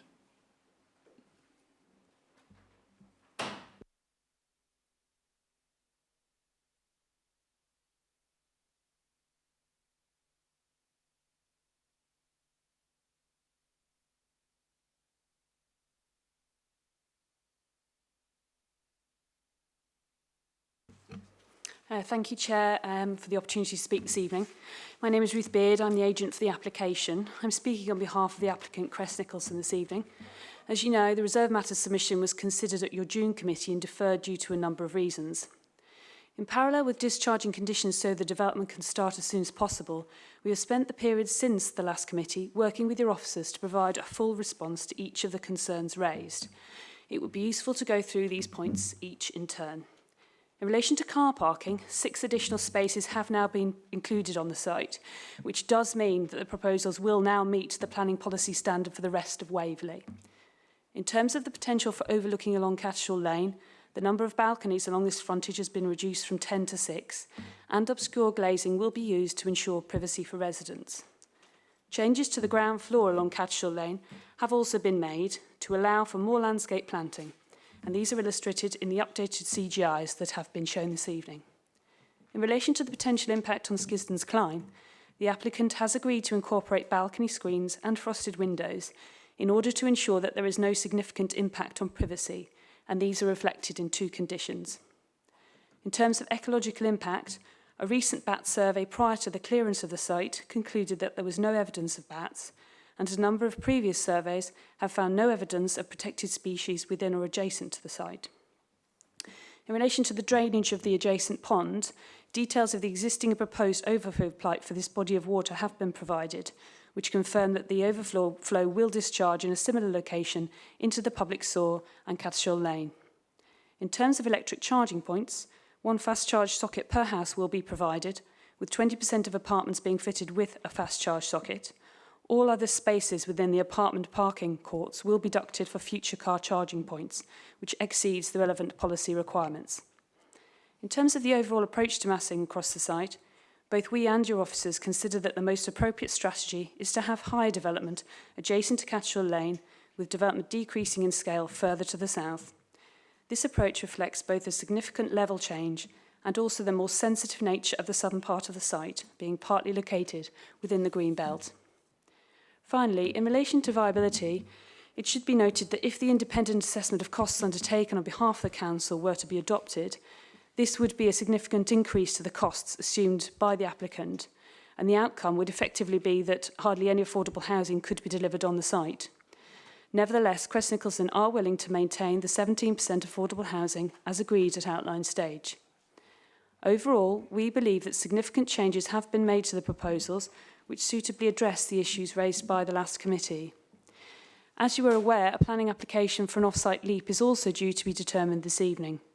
The proposed leap would be overlooked and well integrated within the new area of public open space, using natural features and soft landscaping to ensure that the character and openness of the green belt are not affected.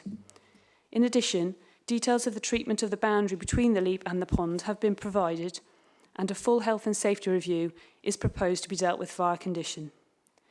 In conclusion, the proposals are for a high-quality development on a brownfield site which would deliver the full housing allocation and therefore the maximal amount of affordable housing, together with an attractive area of open space. This will make a significant contribution towards the borough's housing targets in the short term and will relieve pressure on other parts of the borough that have already made a significant contribution to housing need. This is particularly important given the 4.3-year housing land supply confirmed just last week in the appeal decision for land to the south of Cox Green Road. If the proposals are approved, the applicant intends to deliver the development as soon as possible, and therefore we respectfully request that the committee mind to grant these submissions. Thank you. Councillor Rosamond, you have 4 minutes. Thank you, Chair. As one of the ward councillors, I've been in conversation with residents as well as the planning officers and was invited to a presentation by the developers recently. I'm aware of the changes that have been discussed, but I still have some concerns about this development. On the height of the blocks, despite the consideration of townscape in the application, there are no blocks of these heights elsewhere in this area. Blocks A and B have been moved closer to the curtilage of the development and now sit right on Cashel Lane. They are significantly imposing and are not in keeping with neighbouring properties. None are that high or that close to the pavement. The mass block is unsympathetic to the area, and the proposed balconies at the front of the buildings, which no other building in the area has, will affect the privacy of those living opposite. It's claimed that these properties are subject to public view now, but not on the upper floors, which will now be affected. In contrast with this application, it is understood that when Linden Homes sought to develop their site in Cashel Lane, they similarly started with positioning blocks at the front. They were then persuaded, and after consultation, they changed it to move the blocks to the middle of the development, so as to create a more appealing street scene. Can I ask why that hasn't been considered here? Talking about the build principles is one thing, but it especially means that what's happening is the cheaper flats are at the front of the site, whilst the more expensive homes are higher up, and in particular overlooking the lake, which comes down to profit.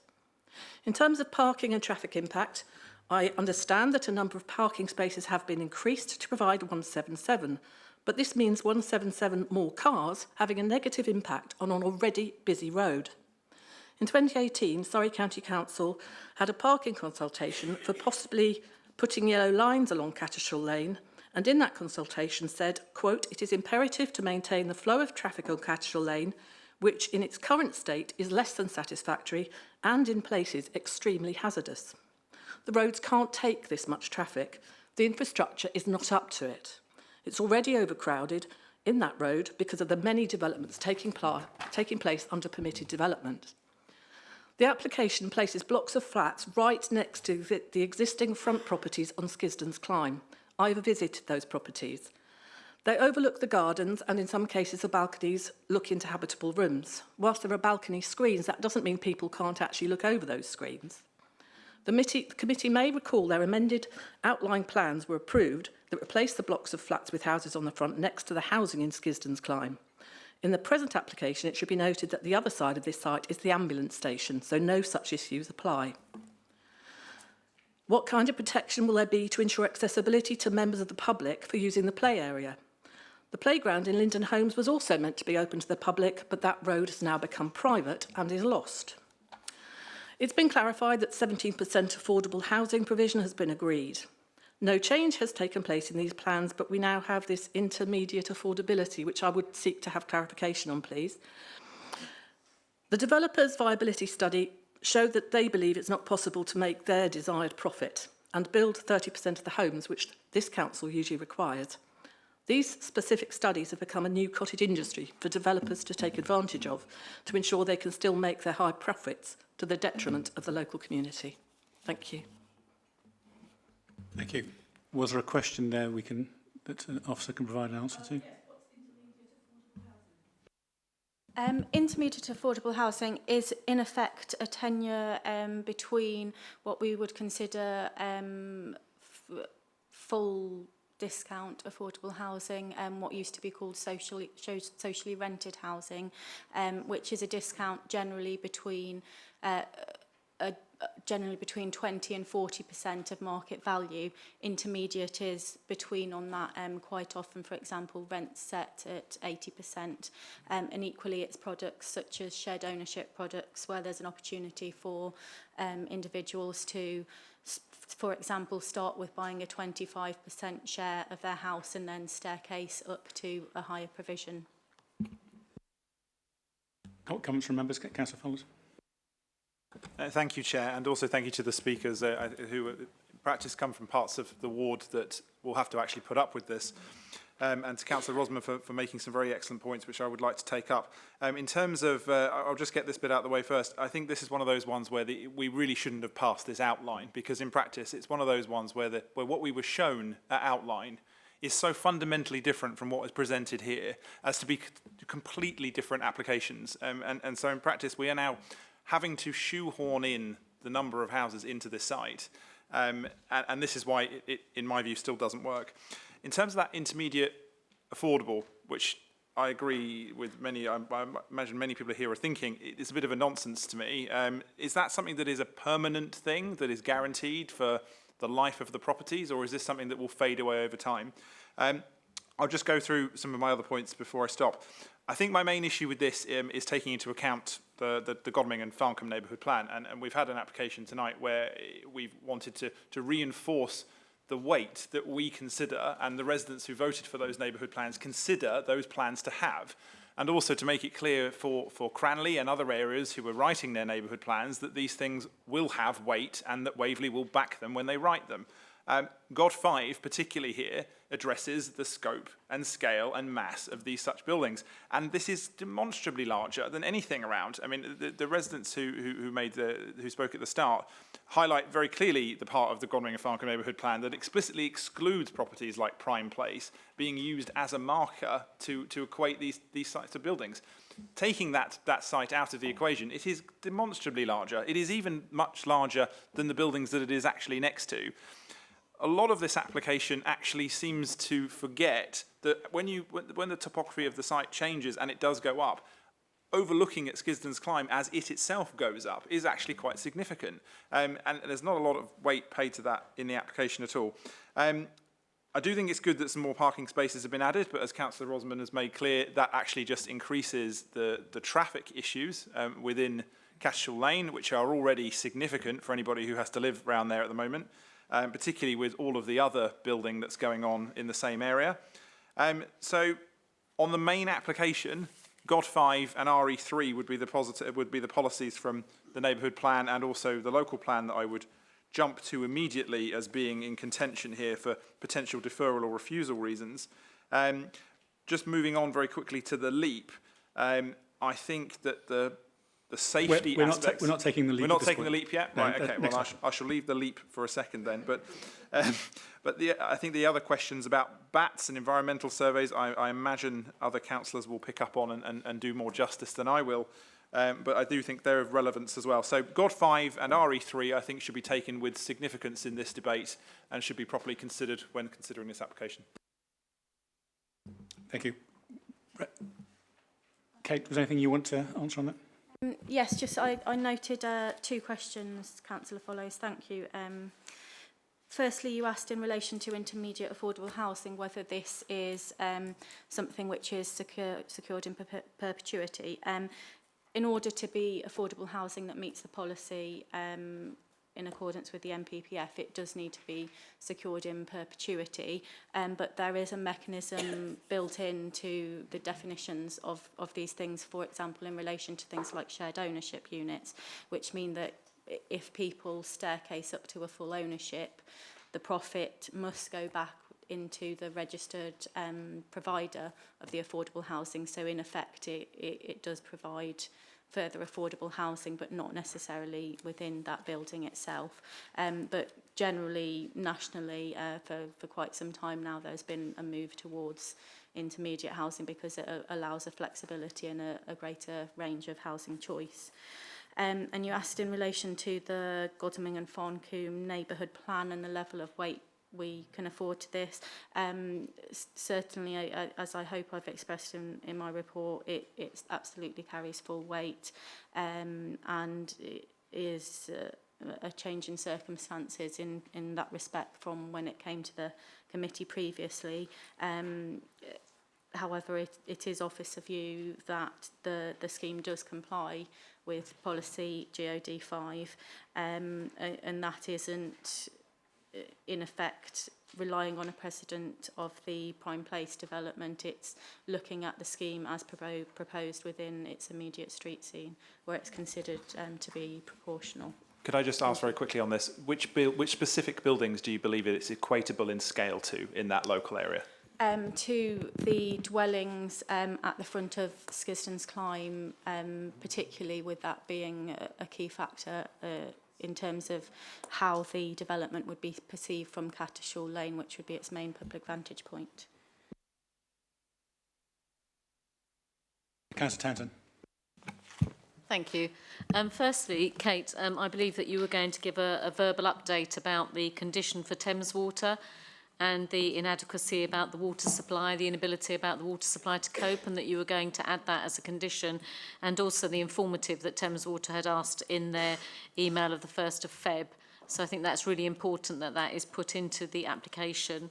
I know that BAT reports have been mentioned. Obviously, the BAT reports were done at the outline stage, and despite the demolition of the buildings were done before the full studies were actually carried out. That is part of I understand that is part of the outline.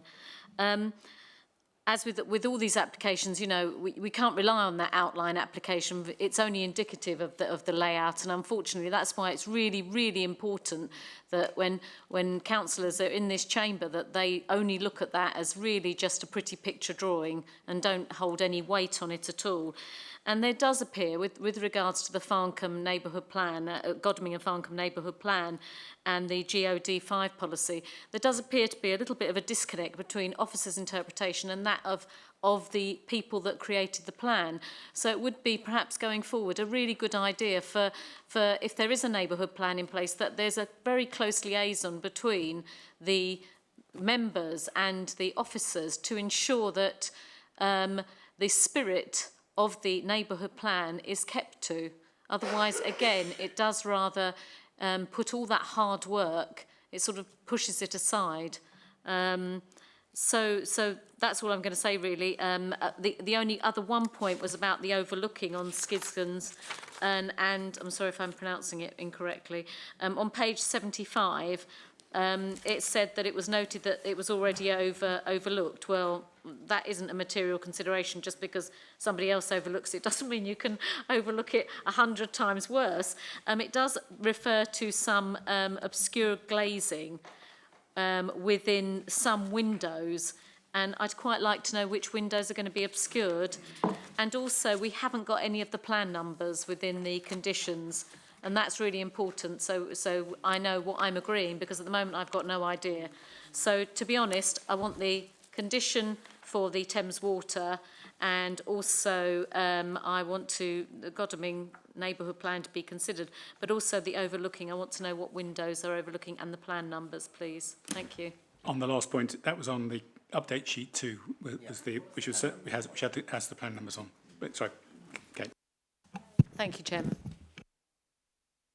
Yes, thank you very much for the comments, Councillor Townsend, and I have neglected in my presentation to read out the update sheets, which is obviously not been very clear for you, so apologies for that. If I quickly go over the update sheets now, specifically in relation to the Reserve Matters application, as that is what you're voting on in relation to first. So the first update sheet, which you received by email last week, doesn't note anything specifically in relation to the Reserve Matters application itself. However, the second one, which was at the back of the room today, does update in relation to the Reserve Matters. We've received an additional representation just in terms of noting the figures of representations received, but no comments in there that haven't already been expressed. In relation to the recommendation wording, you'll note that I refer in recommendation A to the requirement to enter into a legal agreement to secure the changes to the LEAP in the provision off-site. I've just specified that we can add in there or any other suitable LEAP, noting that it doesn't have to be the specific LEAP that's before the committee tonight. Then in relation to the conditions of the Reserve Matters application, I erroneously the report was published without the list, unfortunately, so the full list is included here, which is based on the most recent plans which have been consulted upon. Equally, the following requirement of the council to liaise with the developer in relation to the wording of any pre-commencement conditions. The developer has raised an initial concern that the trigger of no development, which was originally attached to condition 2 for the materials, was actually somewhat obstructive in terms of development timescales.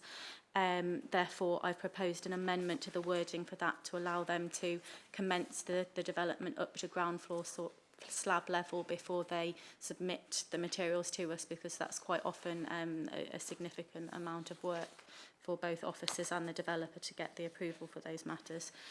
In relation to condition 11, which relates to obscure glazing, I omitted a reason for the requirement for that condition, so I've just added that on there with the relevant policy reference.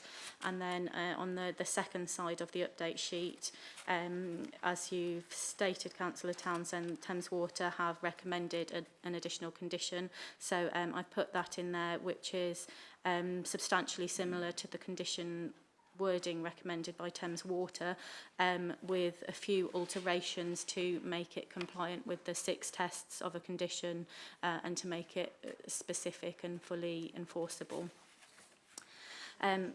So that's everything in relation to the conditions. There's also an additional recommended informative from Thames Water in relation to their underground assets.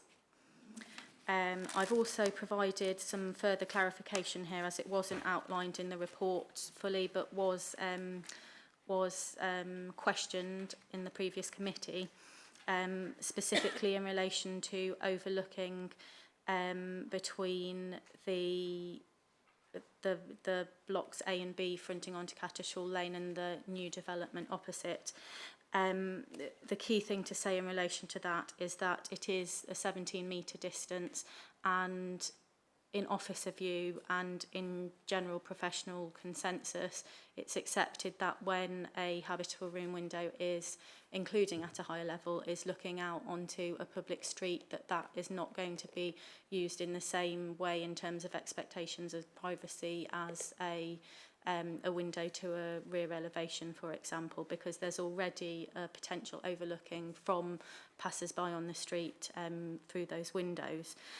So on that basis, there isn't a significant concern with regards to overlooking there, but notwithstanding, the applicant has proposed to obscure glaze the balustrade, which, as you've said, wouldn't mean somebody couldn't stand on the balcony and look over the balustrade, but would mean, for example, that users of the room which the balcony serves wouldn't be looking directly out into windows to the opposite side of the road. And there are all the updates in relation to the Reserve Matters application. If I just go back to my list of the other queries you raised, in terms of the neighbourhood plan and the interpretation of policies, certainly that's a good point, and that's something we can bear in mind in the future. In relation to this application, there has been a discussion, but we haven't considered the detail of the policies as part of that, so that's something, you know, I can bear in mind for the future. In terms of specifically overlooking to Skiston's climb, the reference to the properties already being overlooked is something which has effectively come about through professional assessment of a number of applications and seeing a number of appeal decisions. Refusal on grounds of loss of amenity to an amenity space, an external space rather than a habitable rooms, is somewhat harder to substantiate, and where you have a situation like this where the property number 1 is part of a terrace, so it directly adjoins another property with habitable windows, including at a high level looking over the garden, there is a relatively significant level of overlooking already. That doesn't mean to say that any additional harm whatsoever is acceptable, but it is a material consideration, certainly, in relation to the assessment of the privacy and the level of harm and the level of weight that should be afforded. Notwithstanding that, it's Officer view that the level of harm here with the proposed mitigation through the conditions in terms of overlooking to the amenity area of One Skiston's Climb is reduced to a very low level with the recommended conditions, which is well below that on which officers feel a refusal could be substantiated. In terms of the actual windows, if you are able to bear with me a minute, I can take you to the place in the presentation where I've got a slide detailing that.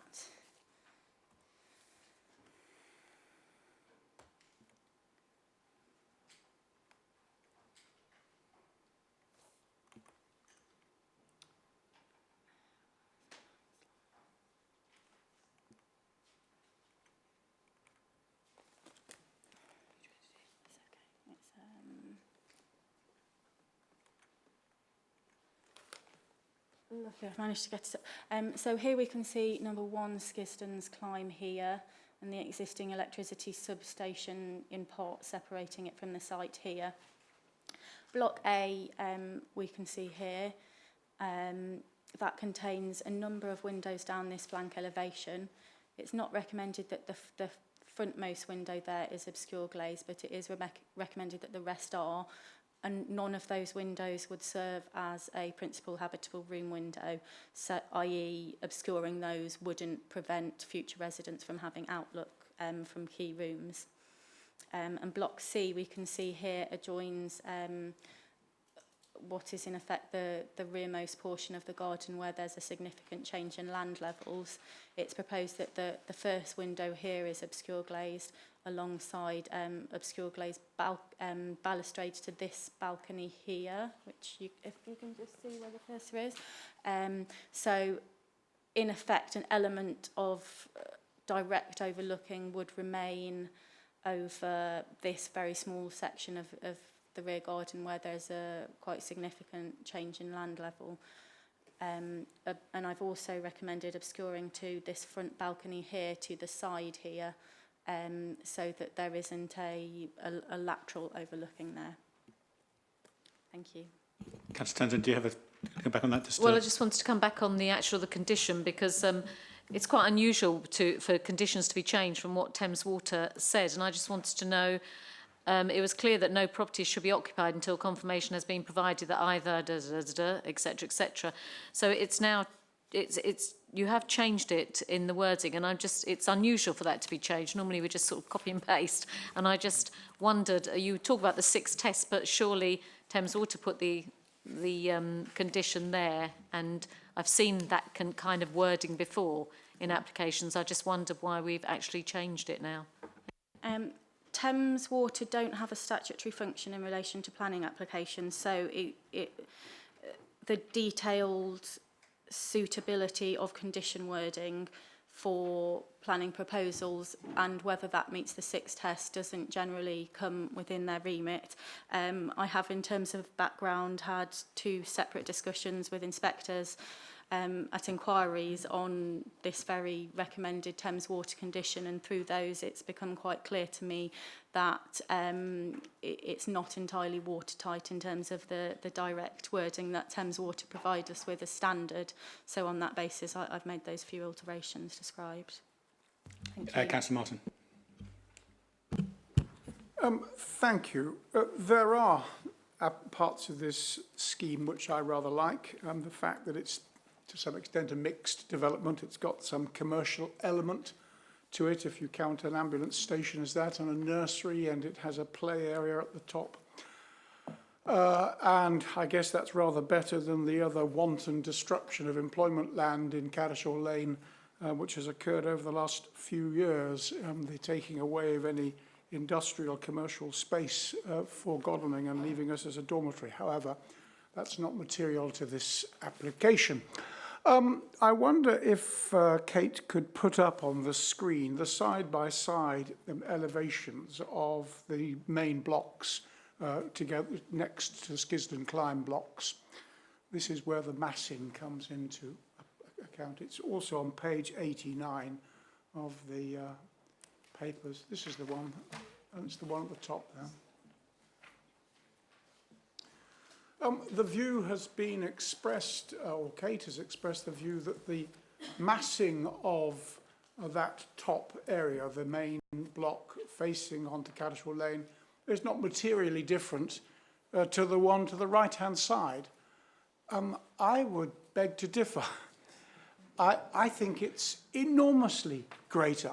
If you were to, as I have in my papers here, sort of draw a line from the proposed block to the right-hand side over the top of the two blocks which are there in white, and then put the perpendicular to it rather than to have the falling away of the roof lines that we see in the houses to the right, there is a dramatic increase in the scale and the size of the blocks.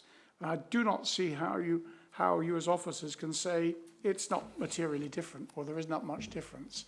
I'm sorry, to me it is majorly different, and I would like to see us refuse the plans just on that count alone. Quoting, I think, God 5 on the scope, size and massing. You know, I think if it was taken down a floor, you know, I think that would be fine, but I just find that is and it's so close to the road, the massing and the impact on the street scene is very significant, and I am not happy with it, and I am therefore inclined to vote against this development just on those grounds. Thank you. Councillor Dixon. Yes, I don't want to entirely repeat what my colleague has just said, but it strikes me that there is an element of guesswork in this, in that the officers, the view that the provision is much taller, but actually we don't know. And if you really, it would be. Do we know what the height of these buildings are at all? We don't, do we? Really, we just. So I think it's very unsatisfactory for us to try and guess based on these drawings. Thank you. Katie. Yes, I would say I don't have a specific AOD in front of me in terms of the height. If there is a specific concern that there's not enough detail in relation to these plans in terms of finished floor levels, that's a matter which could be conditioned. Councillor Hess. At risk of repeating what other members have said, I'm concerned about what used to be called, I don't know if it still is called, bulk and massing, or the canyoning effect on Cadishwell Lane and the overlooking issue. So that concerns me. And it's a shame, since the June meeting when it was deferred, that the applicant didn't take the opportunity to rejig the site and perhaps move the higher buildings, I think they're 3-storey, to the middle of the site so that it's not so overbearing onto the street scene. The other thing I'd like to say, I am pleased that they have provided in one way or another electric vehicle charging points for all units, which is a very positive. But given that we were all here exactly a week ago in this very room voting on a motion for climate change, I would like to make a point. I don't know if the agent is still here. I'd like to make a point that we really now have to, on all of these large housing developments, make sure that we've got not only electric vehicle charging points, and I note that Waverley Borough Council are considering at the very moment changing all of their fleet of vehicles to electric, for which they're to be applauded. So it's very much a moving trend. But to mitigate that power demand, the developers should be putting PV panels on the roofs to generate power to compensate for the draw from the developments anyway. And also fast fibre to future-proof these properties. Really, we're looking at proposals for 100-house developments whether it's here or around Farnham, which are old school. You know, these developers are making massive profits, but they're not putting enough back into environmental elements which we need. And we all voted, I don't know if everybody in this room was present last Wednesday, when we all voted for that motion for climate change. And we really have to urge developers to take this seriously. We need fast fibre into every single unit. We need electric vehicle charging points for every unit. And we need photovoltaic cells on the roofs.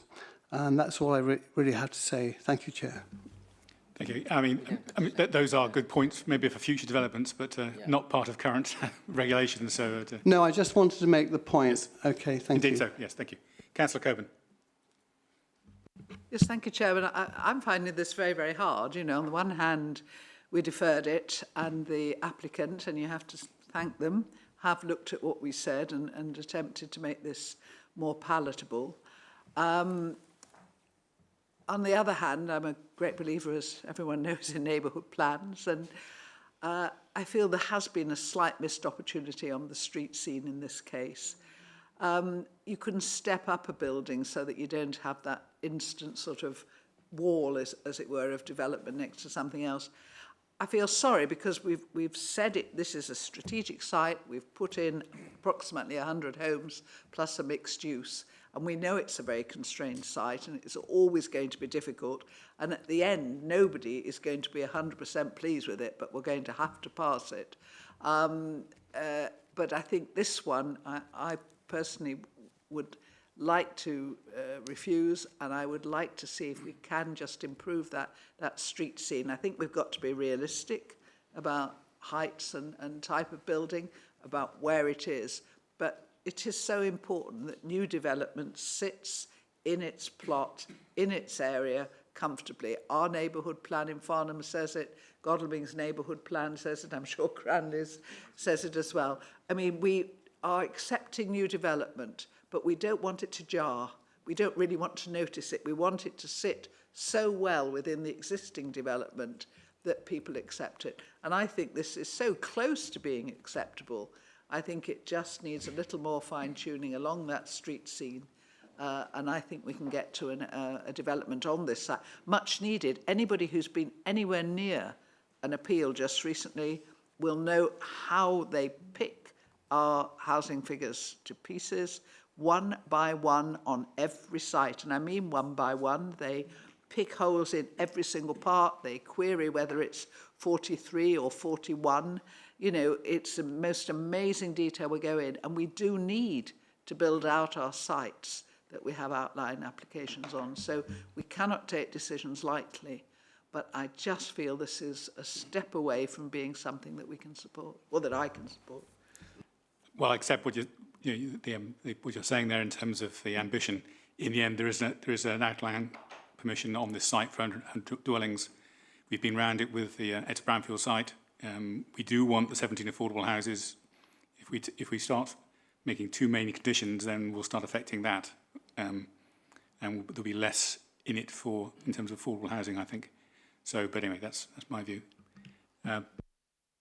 Councillor Ells. Thank you, Chairman. I wish I could say it was within a snip of me being able to approve it, because it seems every time this site comes back before us, it's worse than the last time. The first illustrative plan that we had when we've granted, I actually voted against it, but it was we were granted permission for 100 houses on there, and it showed lots of nice green spaces throughout the site, and then leading up to the lake and the play area and the woodland, etc. And then Crest Nicholson got hold of it and decided they couldn't make that work. All the underground parking went. And we've heard lots this evening about the bulk of the block on the front, but nobody said anything that you're about halfway into the site before you get any green space whatsoever, and that's a back garden. 3 or 4 years ago, when we were having sites coming back for reserve matters in Cranley and Farnham, we used to make a lot of noise about large parking courts. but nothing like this. We never had anything as bad as this. I mean, if you look at that site plan, there are just rows and rows and rows of cars parked, and parking spaces are squeezed into every little corner just to meet our requirements. And they've ended up with just the most awful layout I've ever seen in my whole career, I think. It's just dreadful, and it's purely for profit. It's purely making sure they have 100 houses and not up to 100 houses. Up to 100 houses could mean 95, it could mean 90. They could make space, they could make this as a nice site with a very nice road frontage, but they haven't. They've just squeezed in blocks wherever they can, and the car parking is just atrocious, and I am never going to vote for this one. Thank you. I think we're moving towards a conclusion, but I think Councillor Clark, did you indicate? Yes, thank you, Chair.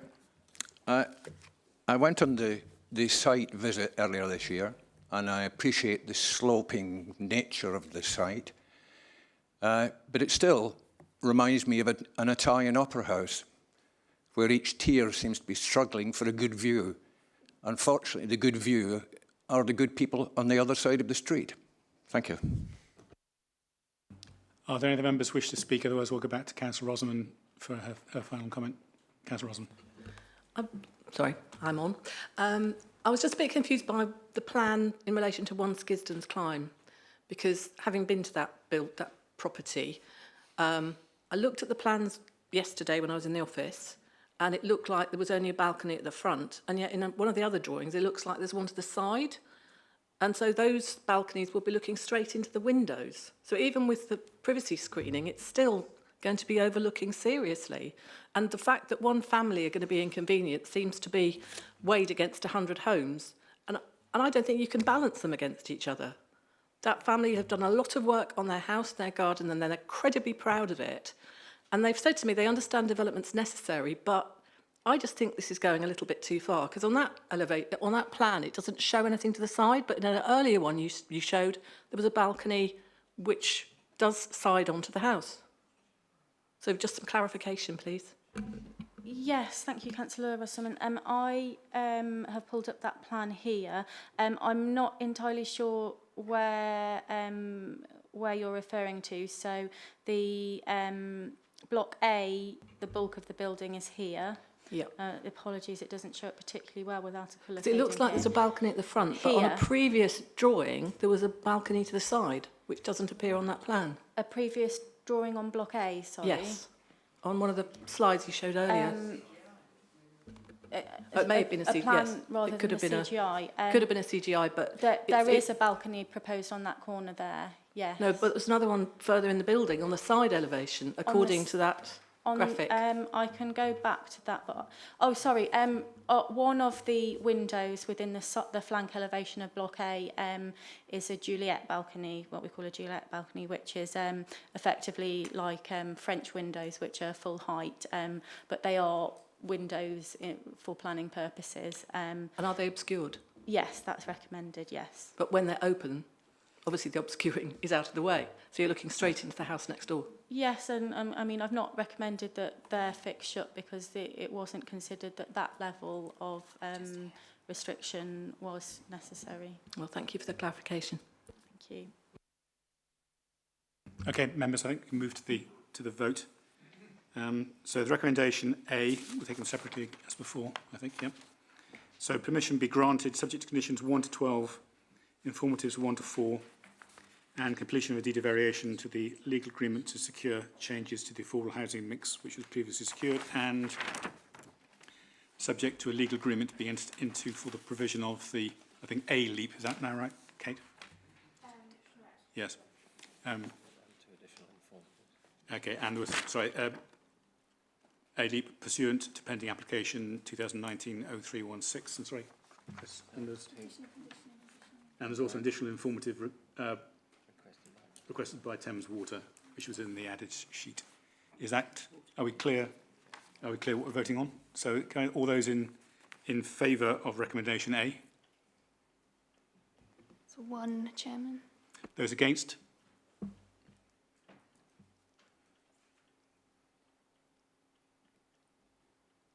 That's 17, Chairman. Those abstaining? 2, Chairman. Thank you. recommendation B falls. And so we need a proposer and seconder for a motion to refuse with some conditions. Councillor Follows. Thank you, Chair. I'd like to propose it's refused on a number of grounds, but specifically... Can I have a seconder for that? Seconder for the refusal. Councillor Coburn, thank you. Yes, particularly on grounds of GOD 5 regarding the scale, mass and bulk of the site and its overlook, particularly.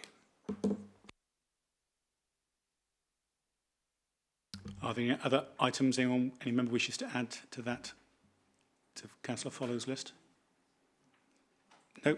Okay. In which case, those in favour of refusal on the grounds just listed? I'll wait for the officers to comment. Yes, I'm clear in relation to those reasons for refusal. If you're happy to delegate to officers to confirm the detailed wording after the meeting, we can ensure we incorporate reference to GOD 5, scale, mass, bulk and overlooking. Okay, members happy with that wording, in which case those in favour of refusal on that basis? Those against? 18, sorry. None. Excuse 18 me. in favour, Chairman. Okay, those against? None, Chairman. Any abstentions? 2, Chairman. Thank you very much. So, excuse me, I'll take advice. Do we proceed with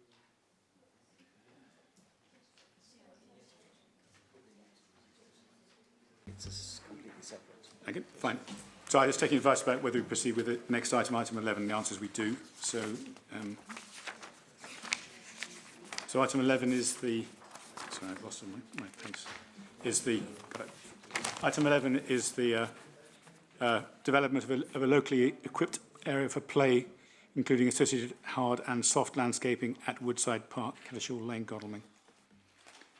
We've already had the officer presentation on this, and there is no public speaking on this one. So, in which case, I think let's wait for the officers to finish. No, fine. No. I want to make sure I was. Is there anything else you want to?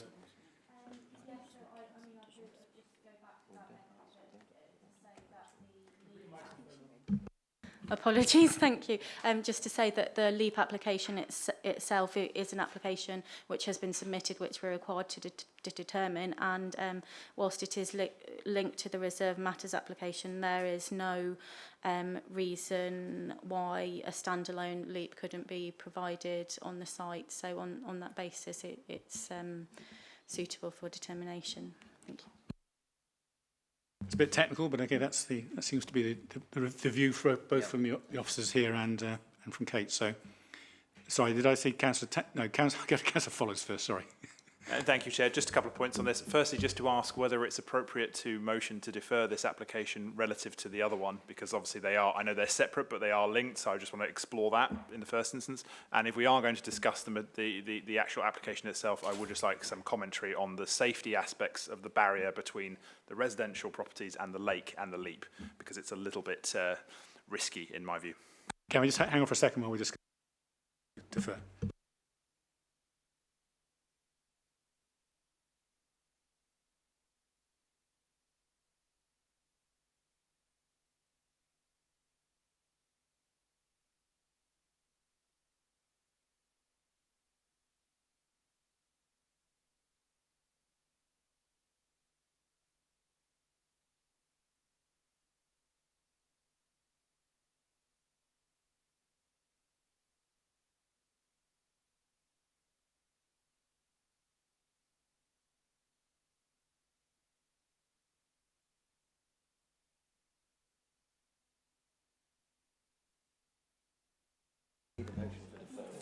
And the second. Okay, discussion here is that it would be reasonable to defer this and bring it all back as a package as we see it tonight. So I do need I need a proposal, yes. Then I'm happy to propose a deferral for this on the grounds officers. Okay, thank you very much. So those in favour of deferral, please show. That's Any unanimous, against? Chairman. Okay, thank you very much. Sorry. Okay. It's fine.